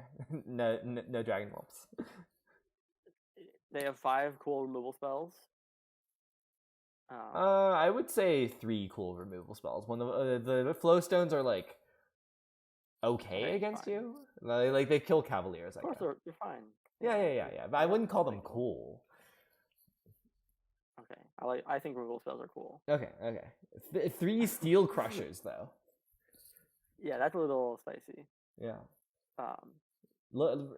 Three more 2 drops than I have, including a toxic abomination. Yeah. 3 steel crushers that also don't have any way to survive combat, really. Well, I guess Flowstone, like something that Steel Crusher was blocked kill by. My Librarian though. Sure. No, my point was like for being able to cast the monstrosity specifically. All right, so I'm on the play. Do I keep this hand? You're on the play. I would keep. Yeah. Yep, I would keep as well. Cavalier seems pretty good. Yep. But my opponent has a faster start than I do. Yeah. He's got 1 drop into 2 drop. Yep. I'm doing nothing. I mean, yeah, I wouldn't keep this on the draw, I think, but like for this reason. Okay. Oh, do you disagree with that? I'm not sure. Okay. I might keep it. Right. Well, I play my card. I think you don't block. Yeah, I don't think I block. You need to be able to cast your 4/4. Yep. Oh no. Rage Frightful Return. How frightful. Is that on 1? It is on 1. It's like pretty good for you guys on 1. I think you want. I think you want. Like, yeah, I have a card I'm happy to discard. Yeah. But also, I mean, they also get. Oh sure. I guess you can't. Like, what else are they gonna do? Just skip the type to 3? Yeah. That's right. This way they get the. Yeah, they get some squad value. It's all good. Yeah. But, Natural Tron. right, I get to cast my 4/4. Attack. They get their thing back. Okay, my 4/4 is dead. Oh, they missed the land. Though. Missed a land and no attacks. Okay. Good news. Huh. Mm-hmm. I guess they really want to trade for your Cavalier. Yeah, it makes sense. But they stop 3 damage here. Yep. And I think I don't attack. I agree. 4/4. You don't want to leverage your charge. Same reason I wouldn't sack. Yeah, so I don't sacrifice either. Just lose 2. I mean, it's reasonable to like sacrifice something, like, especially because like he's missing land drops, but right, I have to sacrifice the Cavalier. Yeah. I know you have to sack Cavalier. Yeah. Okay, I draw Destroy Evil. Well, that's a really good draw. You just get to use all your mana, get in for 4. I guess I can only get in for 4. But so what I actually should do is attack for 4 first. Yeah. Oh yes. They don't know how to block.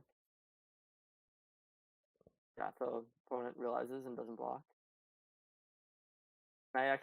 There's no reason to main phase. Yes, there is. Flowstone Infusion. Oh, Yes, there is. All right, good point. Good point. Yep. I did not realize that. It's Okay, not so so. probably that's enough. Probably that's enough reason to actually maintain. Yeah, with those two flow stands, I do think it's enough. But Yeah. like you don't get punished, right? I assume. Yeah. Yep. Okay. Yeah, they even did leave up one mana. Oh Wait, yeah, land instead stuff. of leaving up a mana instead of playing Battlefly. Interesting. Oh, that is interesting. It's not Maybe like they had it but didn't use it. maybe. I mean, it's not like it's not like turning Kavu into a 3/2 matters much on this board, right? It doesn't. No. It really doesn't matter. Yeah. Okay. Well, it's weird. Top. I draw take up the shield. Yep. Pretty good. So do I attack with a 3/2 and 2/4/4s? Let's see. So thinking like there's probably an infusion over there given this tapping, though it's kind of weird that Yeah, that's kind of weird. but I really wasn't thinking about that. Yeah. Pick, though. Yeah. And so you could attack all and charge, and then they kill your 2/2 with infusion, and they so you have a 6/6 and 3, so they have to block something. They could just block your 1/1 and go to 1.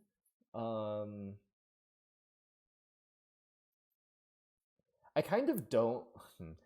I don't really like the attack where you just attack with the 3/2 because like you get incentive like unless you're not planning on using take up proactively, I guess. I feel like I prefer attacking with all and playing charge. Yeah, I think I should attack all.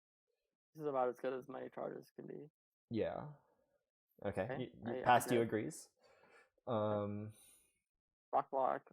Yep. So, I mean, I could just. I mean, okay, with that block, you just take up, right? There's nothing that punishes you.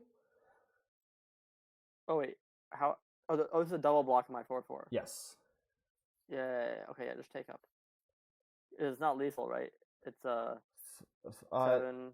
Okay, if it is actually lethal. no, it is threatening lethal. Okay, yeah. I guess you can charge and put them to 4, trade with the 2 things if they have infusion. It's also reasonable.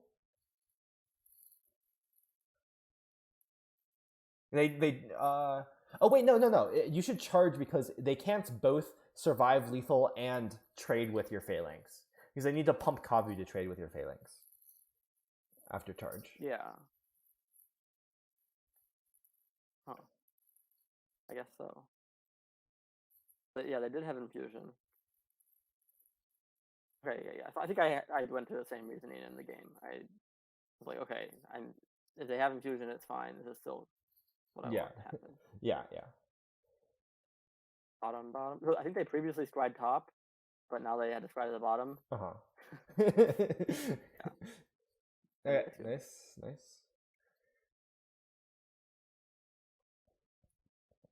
No, I saw a preview that this was a loss. Yeah. Unfortunately, you're gonna have spoilers for every one of these. Yeah. Yeah, so I'm on the draw. Keep this hand, I think. Actually, I don't know. Maybe it's on the draw. I kind of want to just mull this. Yeah. Like it's so slow. Oh yeah. Phalanx doesn't do anything. Yeah. Okay. Actually, I remember what I thought about this hand. So I definitely want to hear what you say. And you say mull. Yeah, I say mull. I say that this is one of the fail cases of Phalanx where like it just doesn't do anything. And like if you don't have other creatures, your stall like the only thing you can do with this hand is stall on 3, right? Cycle on turn 3. Save some life, revitalize, Yeah. What were your thoughts? Mostly the same. I was thinking I only have 4 drops to get to like 4 2-drops to find my first 2 draws. Mm-hmm. And like I probably also need some more things past that. So I think I mulled it, but my 6 card hand made me question that decision.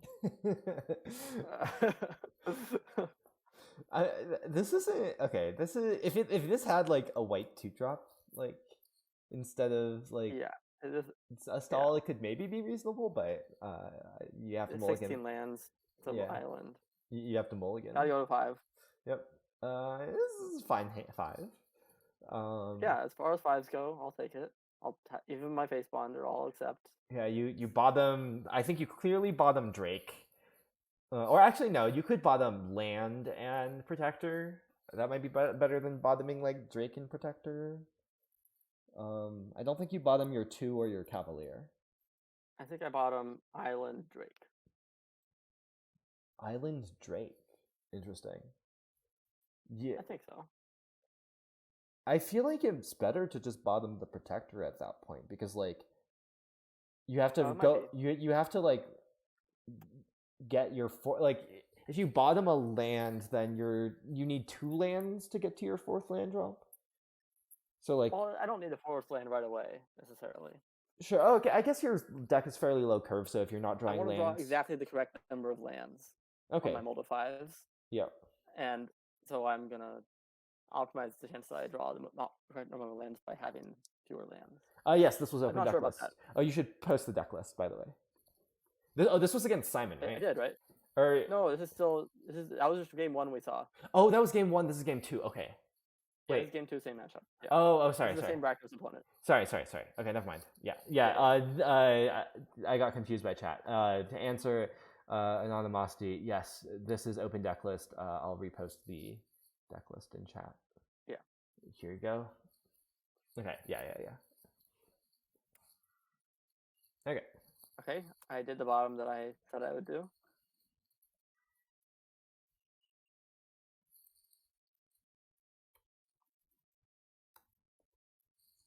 Okay, so I drew a better 2-drop to play. So I went for that one. Mm-hmm.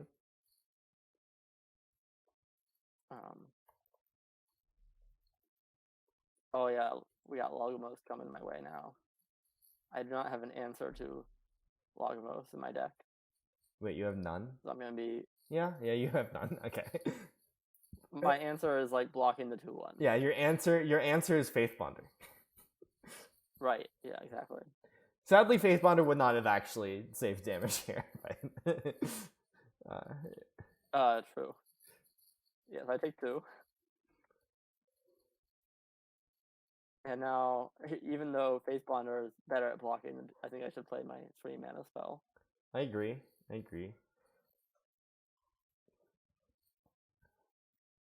Could I consider attacking? Obviously, I do that first. But I mean, no reason to. there's not much. Okay, so the reason not trade by attacking himself. The reason not to is it's because infusion specifically, right? Like otherwise you're pretty. To what? Not to attack. Like otherwise you're pretty happy trading like Cavalier for the Steel Crusher, right? Well, but am I happy trading my 3/1 for the Steel Crusher? Oh sure, like I guess that's good. I was thinking yes, you are, but like maybe that's wrong. Yeah. I guess no, you have phalanxes. Yeah, okay. Yeah, I'm just in general my deck doesn't want to trade. Mm-hmm. Especially on a multi 5.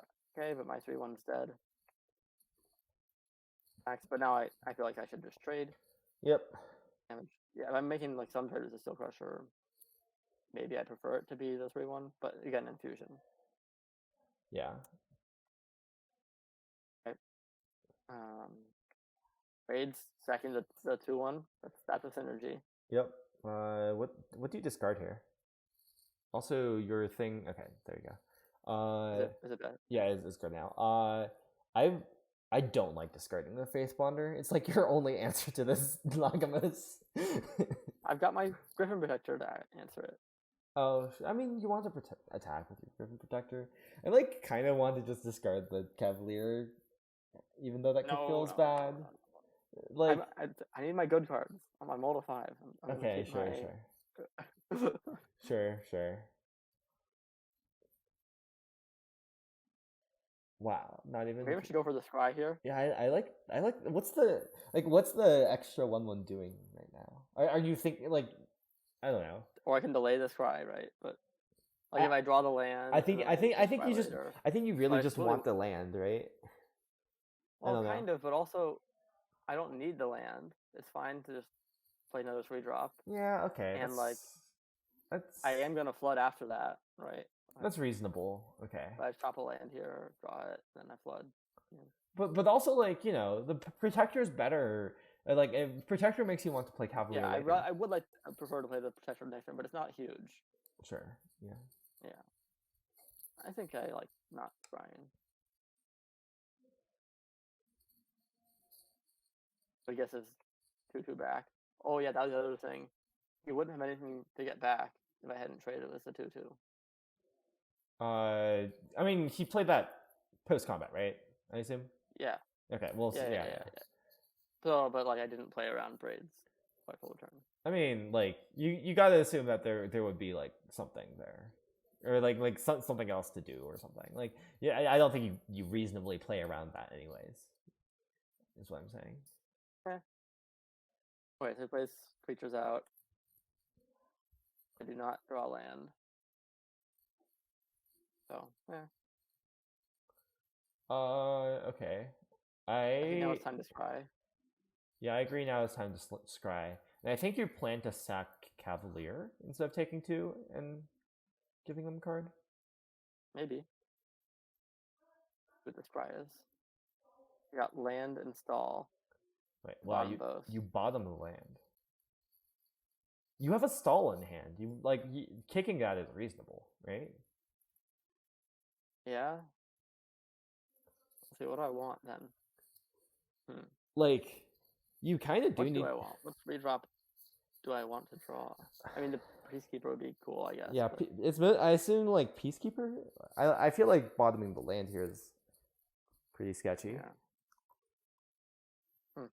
Like maybe the 4/4, like drawing a 4/4 here. That's true. Yeah. But you can't even cast it if you like sacrifice your 2/2 and like another one of your creatures dies. Yeah, I think I should top the land. Oh, and you don't even sacrifice. Oh, okay, I took 2. Yeah, I didn't sacrifice. Huh. Maybe I am trying to draw the phalanx. With a 5/5. Yeah, you're really in trouble now. Trade off a punch. Triple block the Rivaz. Wait, that's a triple. Okay, you let the 2/2 through. Okay. Wait, the other thing is this 2/2 can sacrifice to kill my librarian if it wants to. Yeah. So I have to be a little careful. I mean, is that not a reason to just like? So this is like playing around infusion or something? Is there a red mana open? Yeah. Okay. Yeah, there's 1 mana open. I don't know how much you can do that, but.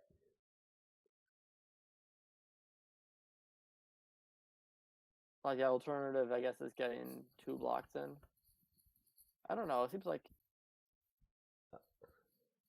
I need to, sort of. I don't know. Like, either way, it's like not good for you. Yeah, so I have to stall for time now. Yep. Okay. Yes, he does the infusion. There's the infusion. No block. Take 3. Kavu. Okay, cool. Yeah, I mean, like, he like, yeah. like who could have prevented this? Yeah, I don't know how you could have prevented this, but like, him having the infusion is not an argument for like whether or not you should be playing around infusion there, right? Like, I think the infusion is like bad, like game losingly bad for you, like no matter what context it's in, because like just keeping your creatures off the board is like. It does seem like he has it though. Yeah, I don't know. I think you have to play to your outs of him not having it or something. Not that you're like particularly happy. Is it even an out though? yeah. Like mostly it didn't matter. So bottoming the land definitely hurt. Yeah. I'm not sure I'm winning regardless. Probably not. Yeah. I also I get the philosophy behind bottoming the land, I guess. but it's wrong. Yeah. I think discarding the Faith Bonder was wrong. I think your 1/1s Oh, didn't really do no, anything. that one was right. Someday I will convince you, Faith Bonder. Good. Yeah. All right, so on to game 3. Okay. Well, I know the results of this one, given your 3-0. Without Oh, you brought in the scavenger. Yeah, I brought in the scavenger for the charge. Yeah, I mean that makes sense. Yeah. If we keep this hand, of course. Yeah, on the play. Oh, missing red is pretty good for you. Yeah, I think this game might have been short. I don't remember. It looked like 5 turns is what I saw. Oh, okay. Yeah, yeah. So I play my definitely get your creatures. Get your phalanx down faster. I don't want to scry yet. It's more damage and it's better against removal. Just everything. Yep. So yeah, I just play the phalanx now. And your opponent discarded hand size. Yeah. Okay. Oh wait, they did. I believe so. Yes, they did. Yes. You're on the draw and discard the hand size. Well, that was a game. They had no sweeper to play around, so they just scoop it up. Yep. Okay. Well, cast a spell. Yeah, okay. So they kept a 2-lander with no red on the draw, which you have to do that sometimes. Yeah.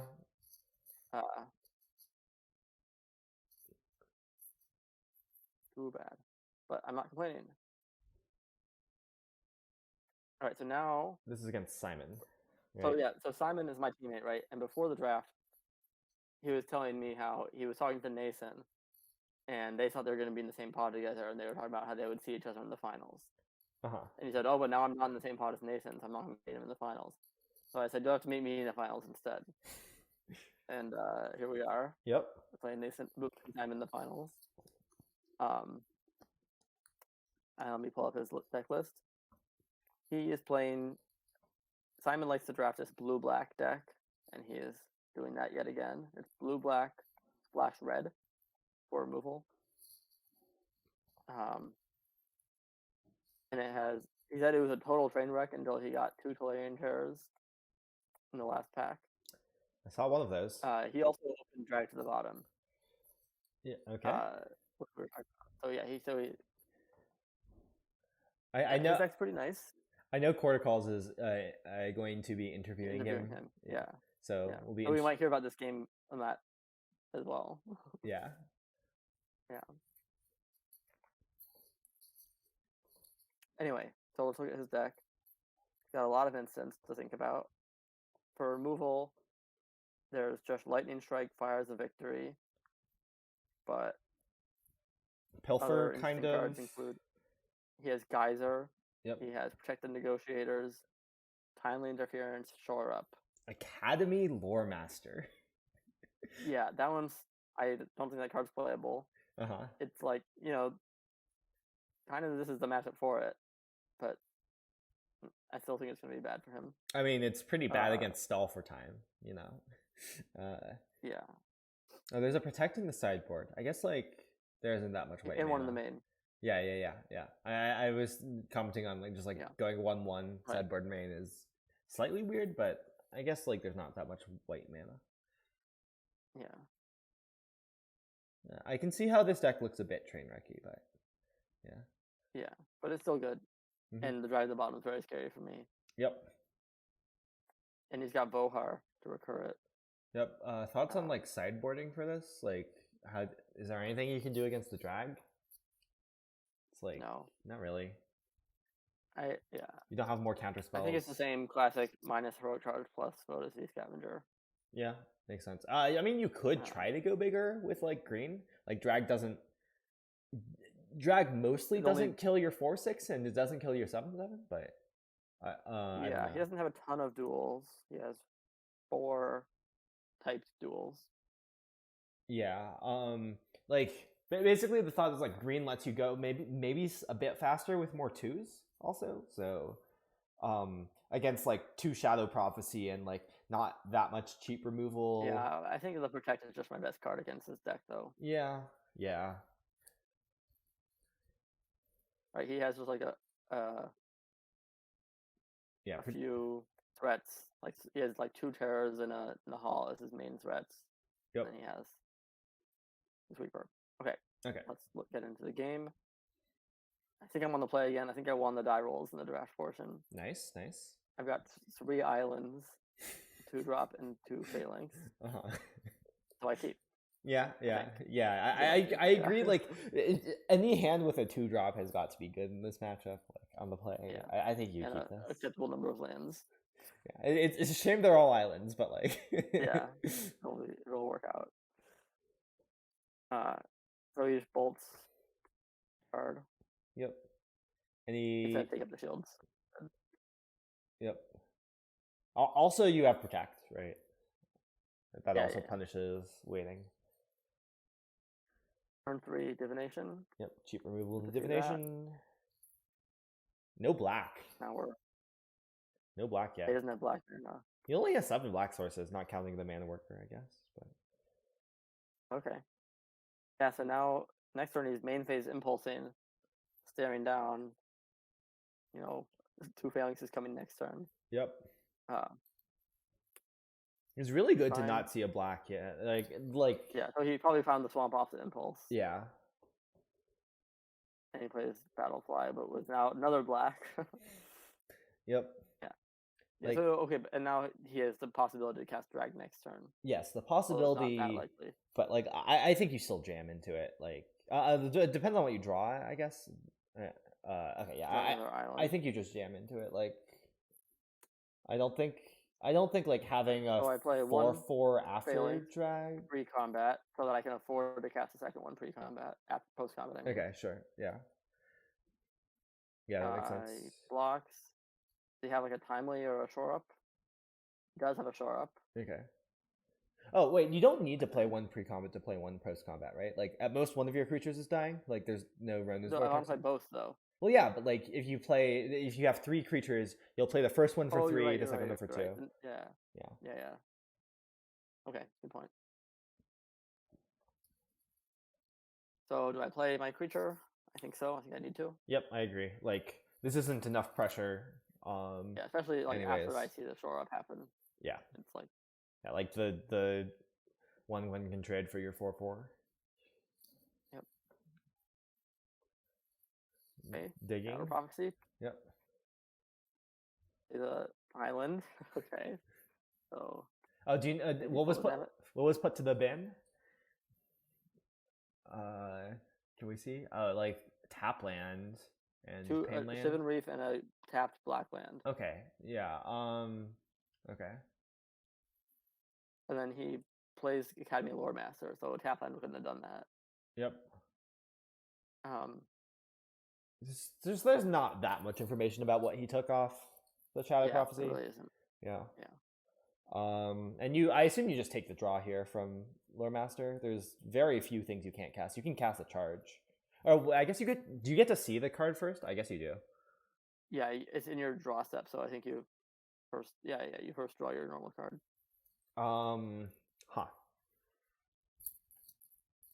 So if I draw here, I can't play my Librarian. If you draw here, you can play your Librarian, but you almost certainly can't double spell. Yeah. Okay, right. But I thought it costs 4 to like draw. I counted twice. I think you just draw, right? Like yeah, I just draw for sure. I mean, there's like it's basically free. Yeah. And I attack with not my tokens, I guess. So if you attack with your tokens, and one gets eaten, then necessarily he's going to at least 5, or like 5 or 1. Yeah, 5 or 1. Yeah, and I think like those both seem fine to me, honestly. Okay, but if I just attack with not the tokens, he's still kind of jumping or going to low life settle. Yeah, but he kind of wants to jump with like I don't know. I feel like he kind of wants to jump with the Lore Master. The Lore Master seems very bad for him here. Almost. Okay. Like I guess no, he can afford to take another draw and still cast drag. That's true. I don't think he really wants to jump with the Lore Master. I guess. So do I play the 3/2 pre-combat to scry and inform my decision, or post-combat to not give him information and to also inform my scry. I mean, I think I think the existence of the card heroic charge like means like hero if you can have heroic charge, then he has to double jump, right? Which like if he has dragon hand, he might like want to do that anyways. And then if he does that, maybe I don't then even want to play my 3/2. Yeah, maybe you don't want to play your 3/2. No, like if do though. If you attack with everything and he double jumps, then I don't think you want to like play your 3/2, right? Like the only thing that like saves him there is that's right. drag. So okay, right. Past you agreed with me. And double jumps. Yeah, and double jumps. Yeah. So he's at 8. Yeah, I'm pretty sure I don't need to play the librarian. Yeah. Just looking at his list, like, yeah, I guess like Geyser, one of the 4/4s, into like play a chumper, or like play a Terra, maybe. I don't know. Okay, there's the drag. There's the drag. Yep. I'm like, oh man, I'm gonna lose. But I draw another card I can play. That's very good. Yep. Scry. Those are both good. And I see 2 more bangers. The order here is interesting. Do you ever put Love Song on 1? Probably not. It's definitely interesting. If there wasn't a Vohar, I'd be like in his deck. I'd be more of a fan of it. But like drawing him to because otherwise, like there's not that many impactful things to draw him towards. But Vohar. You're talking about Love Song on 1? Yeah, putting Love Song on chapter 1. Okay, I don't think so. I think I want to. Not only do I not want him to draw cards, I want to get to my spend the later chapters sooner so that they. Yeah. I agree with that. I do think it's interesting, and I think the Phalanx is also gonna be better if he has like a. I'm not convinced you want terror. I'm in trouble because I can't hack anymore. Wait, I can't attack with my Cavalier. You can attack with Cavalier. I kind of want to put Love Song on like above Phalanx because like he doesn't have any flying. Like he literally does not have any flying blockers. There's a Soaring Drake. I missed the Soaring Drake. Yeah, but like that's the only one, right? And but the Battlefly's dead. Yeah, and the Terror. Terra would be Terra kind of embarrasses the 4/4 a bit too much for my liking. Like I feel like there's 2 Terrors and a Najal. Like the Najal doesn't matter that much, I guess. But there's 2 Terrors. You got to imagine the way you lose this game is him having a Terror soon. So I like putting the Love Song on top to like have that 2/2 flyer sooner.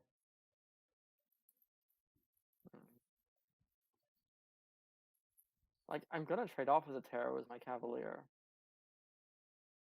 What if he has, like, fires here? I guess that's one card. Yeah, if he has more stuff, or just like he has a bird is not Rager. Gonna get there on its own. Well, I mean, he's at 8. Like it's a 2/2 fire. It kind of gets there. But like sure maybe you trade off with Terra with Cavalier. But like if I have that kind of time, I can wait a turn. What if he like plays? Wait, I can put a counter on my Phalanx if I put it in this order. I mean, are you going to give up the bird to do that immediately? Well, probably not. But like I still, if I put the Love Song on top, I don't get a counter on my Phalanx. Sure. Well, let's go chapter 1. I still think that I don't think your Cavalier is actually like the way you. I feel like the way you lose is he goes like some random creature like a Phyrexian Rager then into a Terror. And then he's a Phyrexian Rager trades. Yeah, and he also has the Eerie Soul Tender. I guess just those 2. And Vohar. Vohar's obviously the scary card. Well, yeah, Vohar's the scary card. Yeah, but like Vohar doesn't really matter for which way you order these, I think. But why is Genki rooting for Simon? Anyway. Right, so yeah, I did put the drawings on top. The prophecy. Goaltender. Milling. So Child's Prophecy put 2 lands in the bin. Soul Tender milled 3. Oh, those are and 3 good burns. things for Soul Turner to mill. Yeah. Yep. So happy to see that. He's tapped out. Probably just attack with everything. Yep. I mean, you're pretty happy to get in for 3. And playing my thing pre-combat more effectively bluffs having a spell. That's true. That's true. I agree. Yeah. Oh, I popped it out. Like, I mean, it doesn't bluff having Heroic Charge, but that's not something you need to bluff at this point. So. Yes. Oh, maybe he should be trading with the... Oh, no, it's tricky, though. Like, the extra damage matters, but also the Cavalier really matters, too. Yeah, I mean, at this point, he feels kind of out of it. Like, as in, like, Yeah, I don't know what he could draw at this point. Like, he already been to Fires. Maybe Geyser? He needs Vohar plus Black Source. Or he could go, like, Geyser the 4/4, play a Terror. That's not actually horrible. I think he survives this turn. Uh-huh. See. Oh, wait. Oh, he gets back a Terror and Mana Worker. Okay. So, had I put a bird in play last turn? If you had put a bird in play last turn, then you could play him with a 1. Well, yeah, I did 1. Yeah. And you have a 2/2 flyer. Yeah. But that's like still what's... I mean, I guess I'm still gonna be threatening lethal here. I think you give him... Well, I mean, instead of here, what I'm doing is I'm trading off with the Terror. I mean, yeah, but like I feel like putting him to 1 is very valuable too. When like his out is to draw Vohar, right? And like putting him at 1. I think it's kind of that's what we're at either way. Yeah, like I guess it like mostly didn't matter with this draw. Yeah. Okay, so I thought about other chapters, but I think this is the correct chapter. I agree. I agree that that's just the correct chapter. You just want the 1/1. You don't want to draw cards.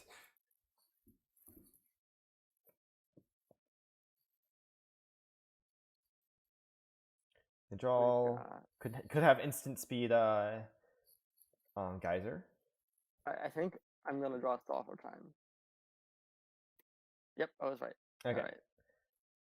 All right. He flashes Pilfer in my draw step. That's hilarious. Play, but it's not a good enough play. Yeah, no, it's not good enough. That's hilarious, though. Yeah. Didn't even think about that. I took down game 1. It was very tight. He did sweep my board. I think he swept my board all 3 games. I think game 1 you won partially because of the Lore Master. I'm gonna make that claim. That's definitely true. He did not draw cards with Lore Master, and I did. Yep. All right, so sideboard for game 2. You probably changed some things. I don't know. Like probably maybe a protect. I don't know. Maybe a protect. What about this hand? This hand. The Destroy Evil's pretty... I think you mulligan this. None of this does anything. The Destroy Evil doesn't like do anything until late. Yeah, I think I can't like play this slow of a game against him. Yeah.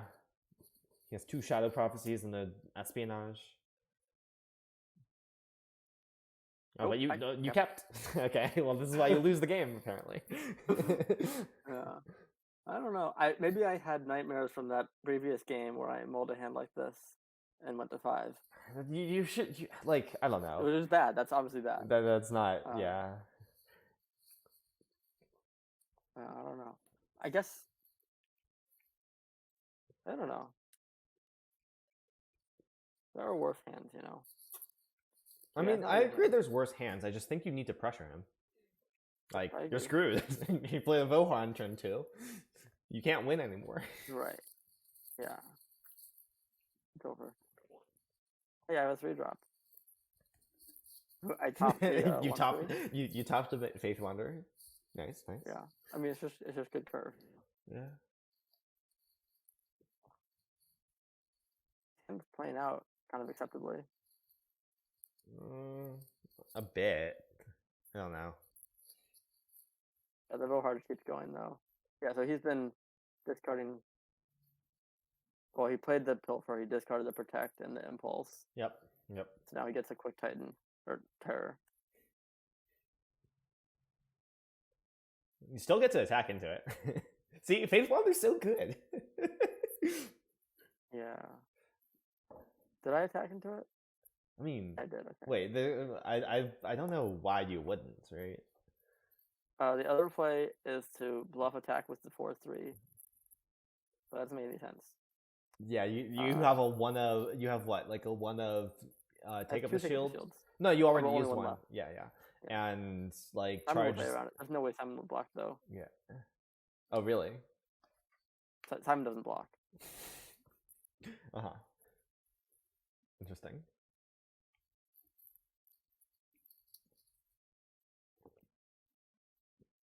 So Harsher is going. He's flashing back a Pilfer, taking my stall for time. Yep. I assume you attack with the Cavalier to play around shore up. Yeah, also timely interference. Yep. Okay. Good call. And yeah, but it's tricky because it's an extra damage versus trading a better card. But Simon doesn't block. Oh, I assume that Simon's setting up for just dragging here for 4. Like yeah, that's my read. Lands are kind of perfect for that. Yeah, and like sacrificing the Vohar for Yep, it makes sense. Yeah.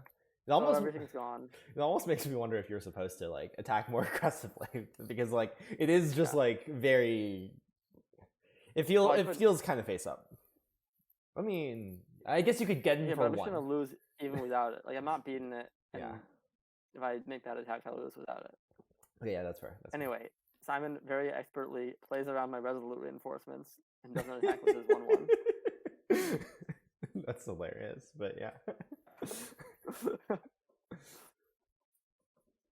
Okay, well, I assume you just lose from here because you got swept. But I do not concede. Yeah.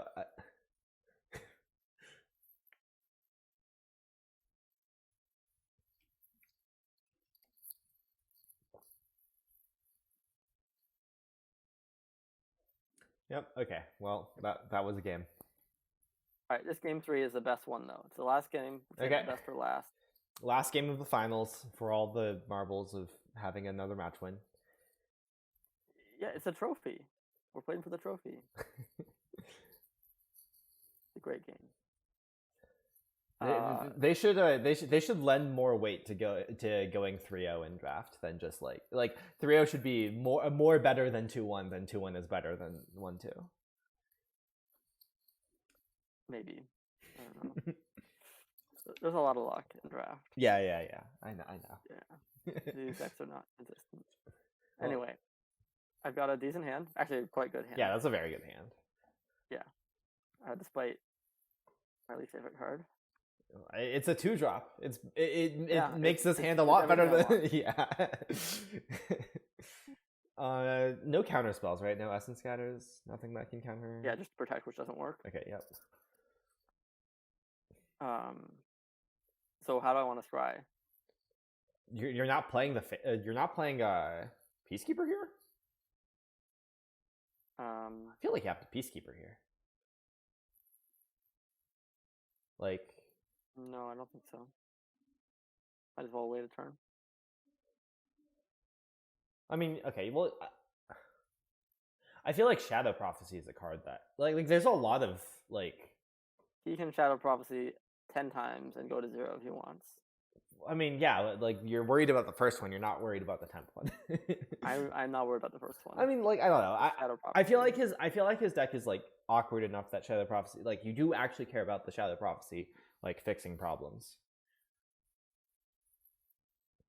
And, like, there's a Shivan Reef, right? So, like, this could be Lightning Strike or Fires, and you get to, it's just a lot better if you don't let him, like, strike or fires your 3-drop as well, I think. Like if you get in for 4 next turn. Or 3, I guess, if he strikes the 1/3 in response. Like I like the fact that Peacekeeper doesn't get killed by strike or fires, I think, is the biggest thing actually for me.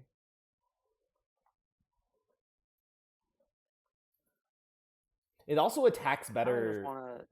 It also attacks better into his 3s. His hand better, It's like how you you don't Thoughtseize on 1 sometimes. It's like I think that's like not that relevant. I think like the most relevant thing is preventing a lightning strike or fires. Well, he can. Okay, I guess he's not gonna. I mean, or him striking the 1/3. Yeah, or forcing him to like kill the 1/3. Like I want a 3-power clock, right? And also the 3/2s get blocked by Rager, Drake, and Loremaster. I don't know if that's still in his deck, but there's no infusion. By the way, chat Deck and Star. This is open deck list. I believe there's no infusion. Yes. Ginky agrees with me, I think. All right. Well, I don't remember if I'm nuts or not. I might be nuts. Also, Ginky definitely believes that draft should be all that matters. That he also trophied draft and had a bad day. Oh, yep, I'm crazy. There we go. Wait, did you? No, you didn't play this pre-combat. No, I attacked first. Yeah. I keep taking the shield on top. Yep, makes sense. And you get fired. What? Huh. Oh yeah, that's the other thing. Simon is terrified of vigilance. I don't know what's up. Interesting. He's really scared of vigilance. Huh. I feel like you should be scared of 3 power, but I agree, but that's Simon for you. I don't know. I mean, I think he's wrong, but like especially if he's gonna do something like that, he should just not even let me get in for 1. I guess he's scared of take up the shield. Whatever. Sure. Imagine how good Peacekeeper would have been here. Like it attacks through this Soaring Drake. It makes him kill the 1/3. Yeah. I don't know though. There's no way you take up, right? No, there's no way. And I played my creatures. Yep, that makes sense. Use your mana well. And he passes. Attack. What do you play now? This one's interesting. I kind of want to play the Griffin Protector. Even though now he has 4 mana, and he didn't do anything. I mean, this says to me that he's gonna cast Shadow Prophecy at the end of turn. That's what I'm thinking with passing with 4 mana, like.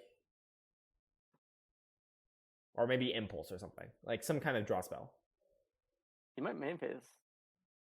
Yeah, he might main phase Impulse. I don't think he'd main phase Shadow Prophecy. I have Counterspell. Sure. I mean, I think he's pretty happy to like pass with Shadow Prophecy, get his like if he has Drag in his hand, right? Which he might. That's what I'm thinking. Like, he might have Drag. Yeah. Yeah. Regardless, I think like it's his Drag turn, and I should try and name Drag if he has it. I mean, I guess there's not that many ways to remove your Peacekeeper.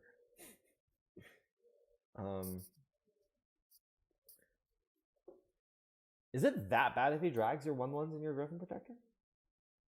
I guess so. I mean, okay. I don't instantly lose, but it's not good. Okay, sure. I'll believe you on this one and say I cast it now. Yeah, I'll say that you should have cast this like 2 turns ago, but yeah, 1 turn ago. Yeah. Sure. Or no, 2 turns ago. I played the Cataclysm Skull. He does not like Cataclysm Skull, which I mean, it's not the best card, but it's not bad. He does kind of. I agree a bit that it kind of sucks, but like I think it's like it sucks in the like. My deck is built around it. Yeah, I think it sucks in the same way Faithmonger sucks. It's like a necessary evil. And no, it's nothing like Faithmonger. nothing like it. All right, so here's the hand. Wow. Okay. What do you name?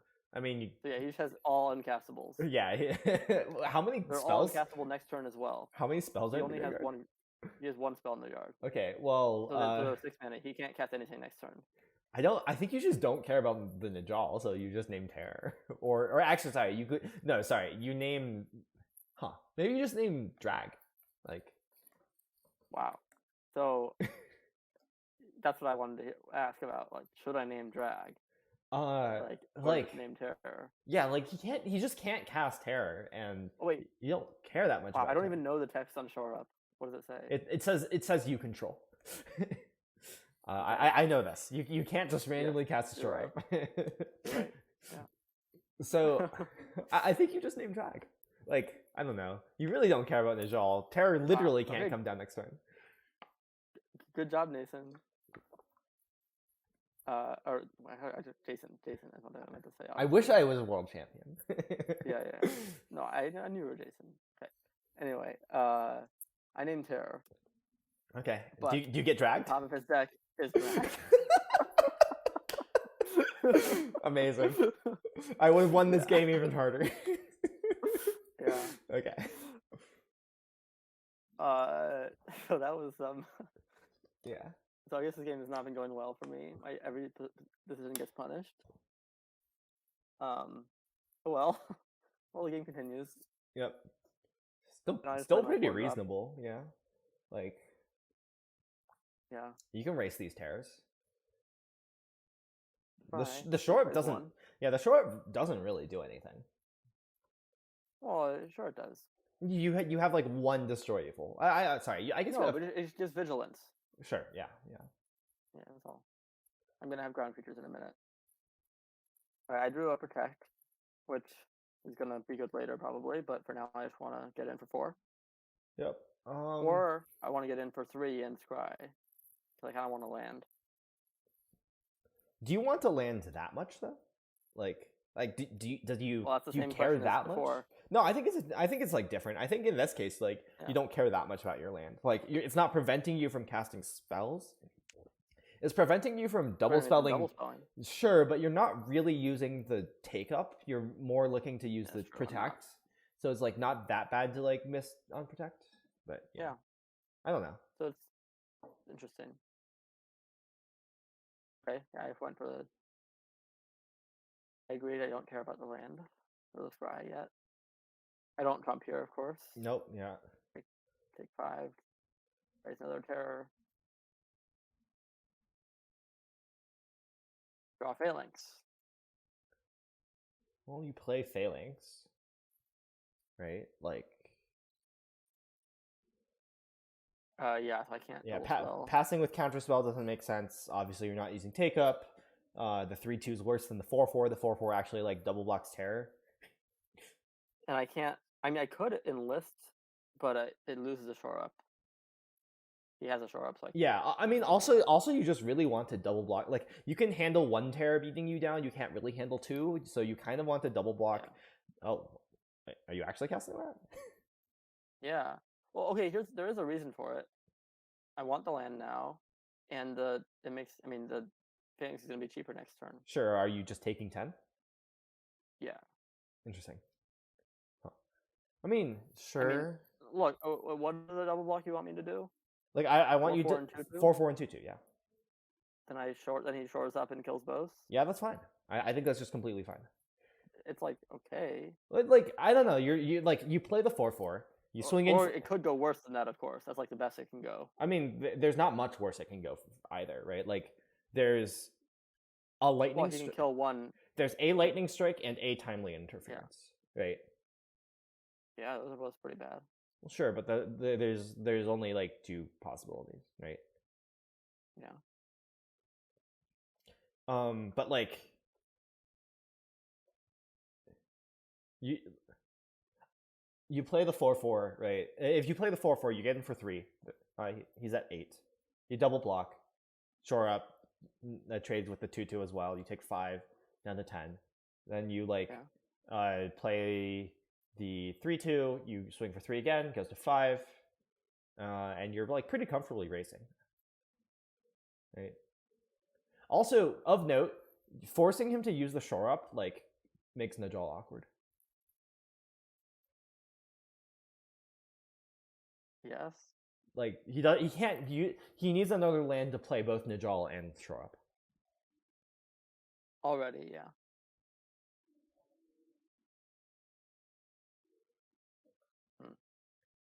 So like I just like the shore up trade. I don't know. What's the card under that? Oh, that's a reinforcements. Yeah. Yeah. So I think I quite like this. I want the land, and Yep. the reinforcements is gonna gain me a lot of life. I agree. All right. So yeah, wasted scry. I mean, sure. Maybe I switched the order of them. Yeah, I just like I don't like just. I think you really need to block this turn because like, well, like you don't need to. Like, I obviously we know that you win this game, so like you don't like not. Well, the game's very close. Yeah, yeah. I think that blocking, like, you kind of really want to block this turn because like if you don't block, then you're just not only are you getting attacked for 10 and you like maybe have to chump, he's also able to play another 5 power threat, right? And well, but you mean specifically trade? Like trading is what is gonna. Yeah. Well, okay. Not only that, like you need to block anyways, like some sort of block, like chumping, for example. So like your phalanx isn't chumping now, chumping later. It doesn't matter. Sure, but your phalanx isn't getting cheaper, right? Like one thing you said was like it makes phalanx cheaper. Oh well, if I'm not chumping now, I phalanx is getting cheaper, for sure. Well, sure. I mean, yeah. I guess you don't need to chump. Like my phalanx is gonna be 2 mana now, right? So then I get to hold up protect.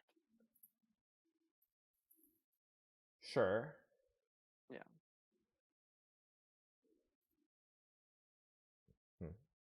I don't know. I just feel like going for the double block, like forcing. I just want fewer 5 power threats attacking me right now. Well, I get the reason to want to trade, right? You extend the game, and you get more time to attack with your flyer. Yep. I'm just really scared of that double block, and I let him use his shore up. Kind of want to blanket. And I also think I've got my take up the shield. Like, I'm not dying that much, Yeah, maybe. I think you have definitely a very good point, though. Like, I'm not sure. I think I have no consideration for like wanting to blank the shore up. Honestly, like. I think the shore up's not going to be blank because it gives vigilance, and also specifically this turn, like forcing him to use a shore up is actually a pretty high cost because he has Najal in hand, and like it's really hard for him to cast shore up. That's what you were saying. Yes, okay, yes. Because I was on his turn. Yeah. Right. Yeah, and we're just accepting defeat against the timely and. So basically, my thought is like, sure, you get blown out by lightning strike. But I mean, to be fair, lightning strike's already pretty bad for you because like it killed your Griffin Protector. But you get blown out by lightning strike and timely. Okay. You honestly don't even need to. You don't even get blown out by timely that much. You could even triple block to not get blown out by timely. In fact, no, that's just good, right? Like you triple block, you don't get punished at all. You don't get punished more at all. Well, I just okay. Right, like if he has the option of not even using shore up, but yeah. Sure. He can not use shore up and kill your 2/2 and 1/1 instead of your 4/4. But I think he wants to kill your 4/4 anyways. 4/4 and 1/1. Oh yeah, sorry. Yeah, sorry. Sure. You lose a 1/1, but you don't lose to timely. So I don't know. I think I still like the 4/4. Like, I think you're kind of losing to lightning strike anyways. You don't care as much about timely since you can triple block and pressuring like it takes off a lot of pressure because not only are you like trading with a Terra, you're delaying Najal for a turn. Kinky says we don't really want to scry into land. I think we do want to land. I do think we want to land because like being able to play like Librarian plus take up or Protect plus take up is pretty good. There's not like anything we're particularly drawing to specifically this turn, right? Like there's not like maybe a Destroy Evil, but now there's a Shore Up anyways. Now he plays Rager instead of Nahal. And oh, sure. Yeah, that makes sense. Okay. And I'm at 5 for my land.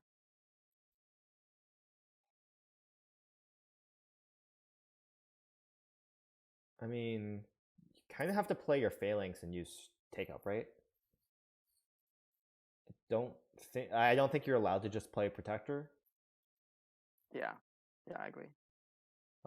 Wait, attacking first? Oh, you're taking up on the attack. Yeah. And again, he has Shore Up, so taking up on blocks is not very effective. I mean, you can double block with a 1/1. Oh, that's actually fine. Yeah. Yeah, like you double block. You can like you can double block on both, right? So you're blocking with 5 power on both, and then whichever he shores up, 5. Whichever you shore up, he shores up. You take up in response. I mean, I do want to get in 3 damage or so. Here. Yeah. I think I haven't thought about whether this is better. It like very well maybe.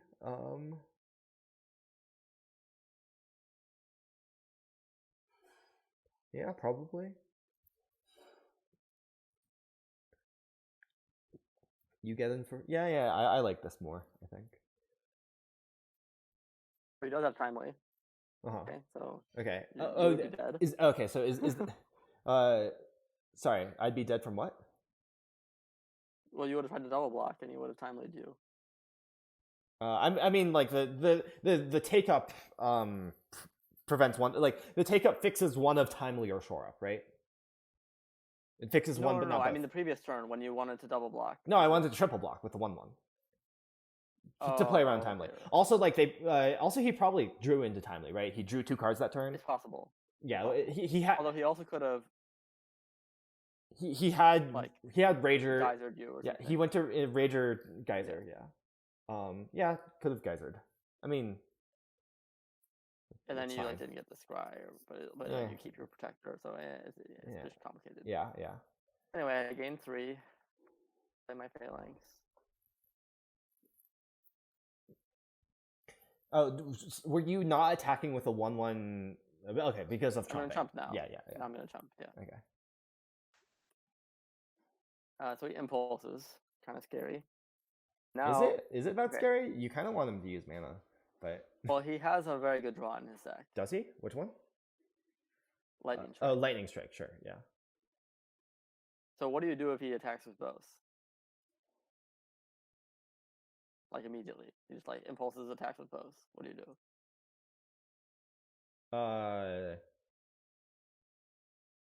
Okay. So you're dead to Lightning Strike if you don't block both. But if you do block both, if you do double trump, you're dead to Lightning Strike anyways, basically, right? Because like then he strikes one of the creatures, and there's like no way for you to really like Protect doesn't doesn't counter the shore up. He still has 2 terrors and you're at 8.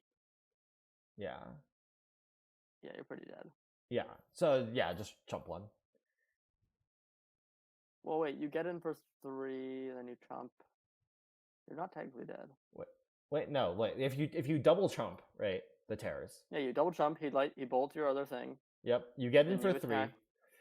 Yeah. And then he still has shore up though. Yeah, he still has shore up, and also like you only have 1 blocker to play. Oh, right? Okay, no, you attack. He shore ups. You counter the shore up. You can't counter the shore up. You'll only have He has 2 left over. 2 left over, yeah. And you only have 2 creatures even after kick in. Yep.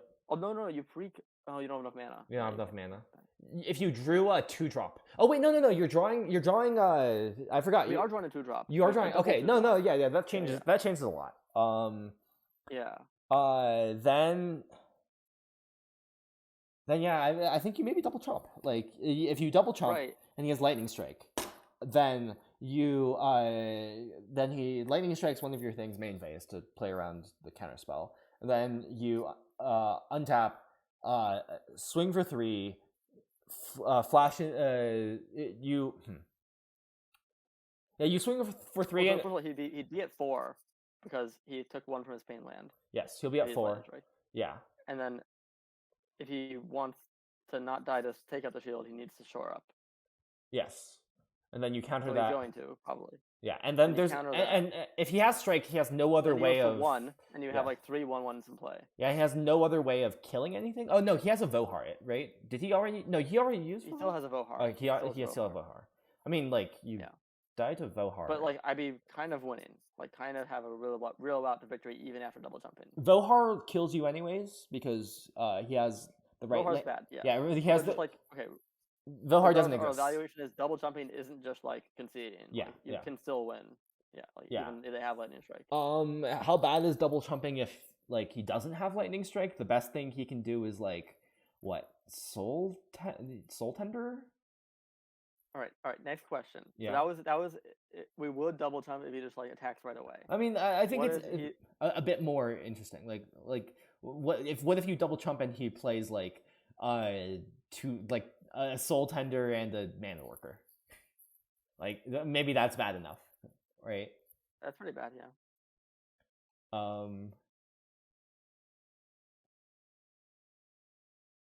So maybe you don't double jump still, but I don't know. Okay, what was your next question? Well, do you make that attack if you have? Do you attack with both of you have soul tender mana worker? Leaves you dead to removal. Or there's no removal, I guess. I mean, you have leaves you dead to heroic charge. Also to what's it called, the tap 2 thing, stall for time. Yeah. So. Yeah, I don't know. What was your second question?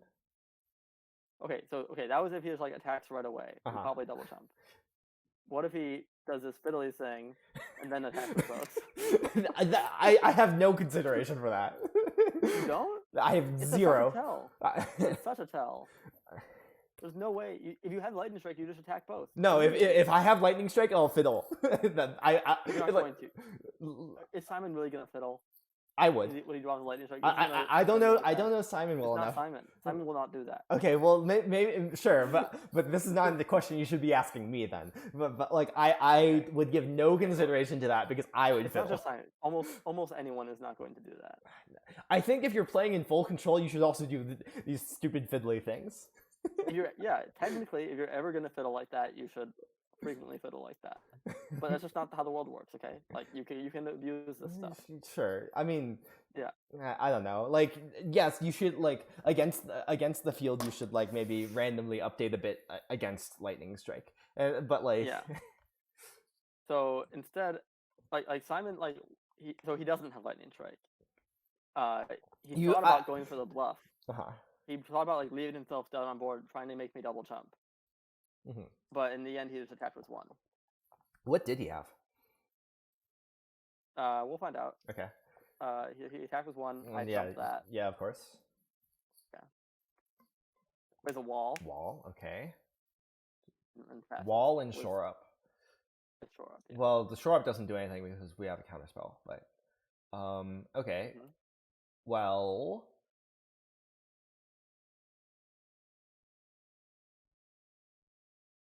I would enlist the I would attack and enlist, I think.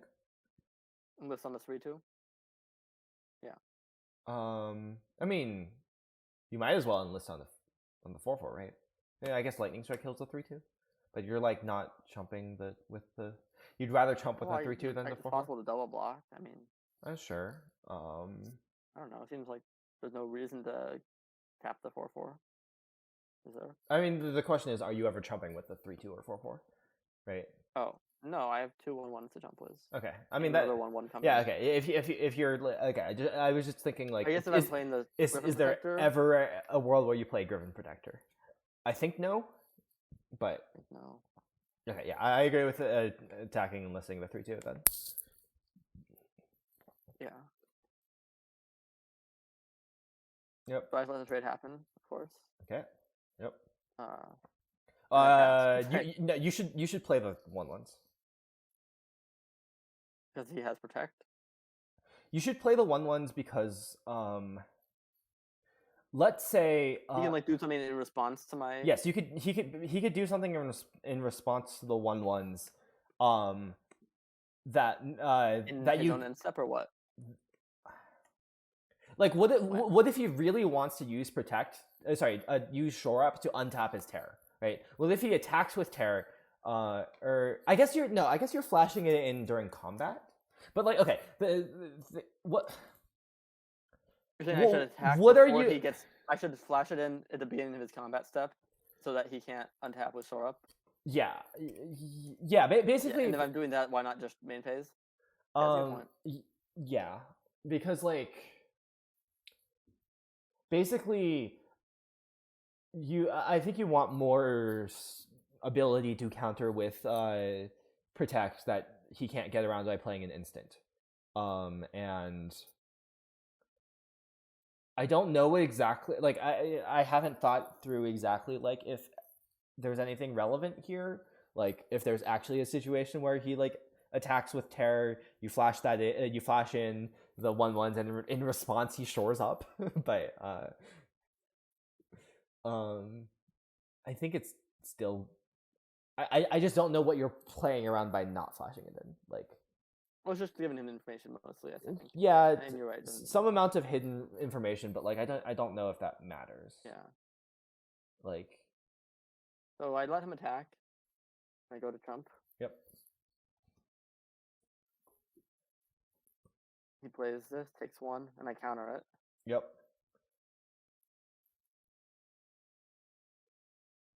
Now you have a shore up to deal with. So if you attack all, he shores up, eats your 4/4, blocks your 3/2, and takes 2. Yeah. I think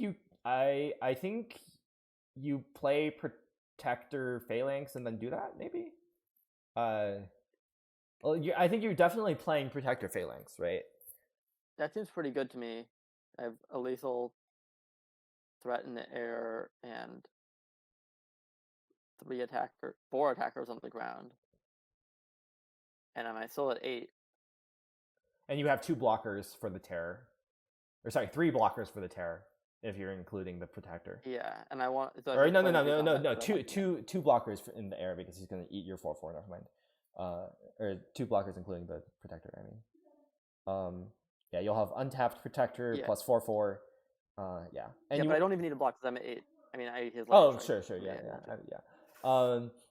I mean, like, you also play it pre-combat because he could have Protect. So you kind of not illegal play post-combat because I'm going to lose a creature. Well, yeah, also that. Wait, does he? Oh, he does this. He does this before I can attack, I guess. It doesn't really matter. I mean, sure. Wait, what? Okay, I don't understand why he does that before. I feel like that just gives you more optionality, but like now you can choose not to attack. And he's not digging to anything. But he just wants to rummage anyway or something. Like, if he's so confident he's always doing it. There's just no reason. But yeah. I think he loses. I don't attack. Oh, maybe he did it in his own end step. This is end step. Okay, you didn't attack. And he just did it in his end step. Yeah, not attacking is reasonable. I guess he's dead next turn anyway. Right now. Does Vohar save him for? Oh, of course, Vohar always. Yeah. Just checking how much mana he has, but yeah. I mean, that's why he did this to rummage for. Well, yeah, of course. I mean, I feel like the existence of Vohar makes the attack a lot better. I would have attacked, but no, I'm dead to Vohar regardless. It doesn't matter if he has 2 life What? left. I'm not winning. Wait, are you not? He plays Vohar. Do you not like? Does like drawing? What's it called? He only has 3 domain. Yeah, I know. He hits you for 1. You draw exactly the card. Love Song of Night and Day, and then you kill him. All right. I mean, it's possible. Yeah. Or Sarah Protector. Sarah Protector. Exactly. Yeah, you have so many outs. You have a whole 2 outs. Or even Destroy Evil. Destroy Evil keeps the game going. You have so many outs.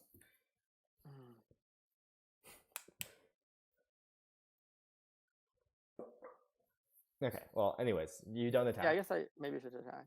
Yeah. Wait, but if I do, Like there's nothing yeah, that removes two blockers of yours, right? Like attacking doesn't. oh, if I attack, he can't play the toxic on me. I mean, not that it matters. He can't play it anyways, but it's just kind of funny. He scoops. Yep. That was it. He bricked off. Okay. Well.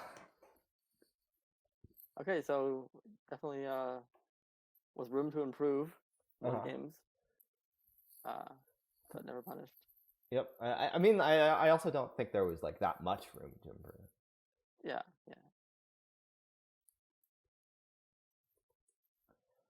Okay. Well, anything else, or shall we just wrap it up? I guess that's it. Yeah. I remember in this last game, it was so tense out. We were both using the whole ropes on these combat steps. Yeah. But it's just too complicated to really figure it out in the spot. Yeah. Magic is hard. Magic is hard. Yeah. I'm sure you're going to be looking at your constructed games. Yeah, I will. Well. I can't help as much with that. Yeah, I'll do my own thing for that. Okay. Well, thanks for coming on and doing this. Yeah, I'll upload. Are you gonna post this to YouTube? Yeah. Yes, I'm gonna put this on YouTube. I'll see if I can like somehow do something to make the sound less quiet. Because I've gotten like 4 comments about this. Yeah, you can probably just raise it, raise everything. Yeah. Okay. Yeah. Yeah. I should also like just get better at figuring out how to audio produce. But anyways, oh, your face is big now. Yeah. Anyways, yeah. I think that's about it. So goodbye. See ya. All right. Okay, and I'm gonna end the stream there as well. Thank you all for watching. Actually, I'll see if there's anyone to raid, I guess. Oh, maybe I'll like switch to like this view or something, which is not quite the right view, but whatever.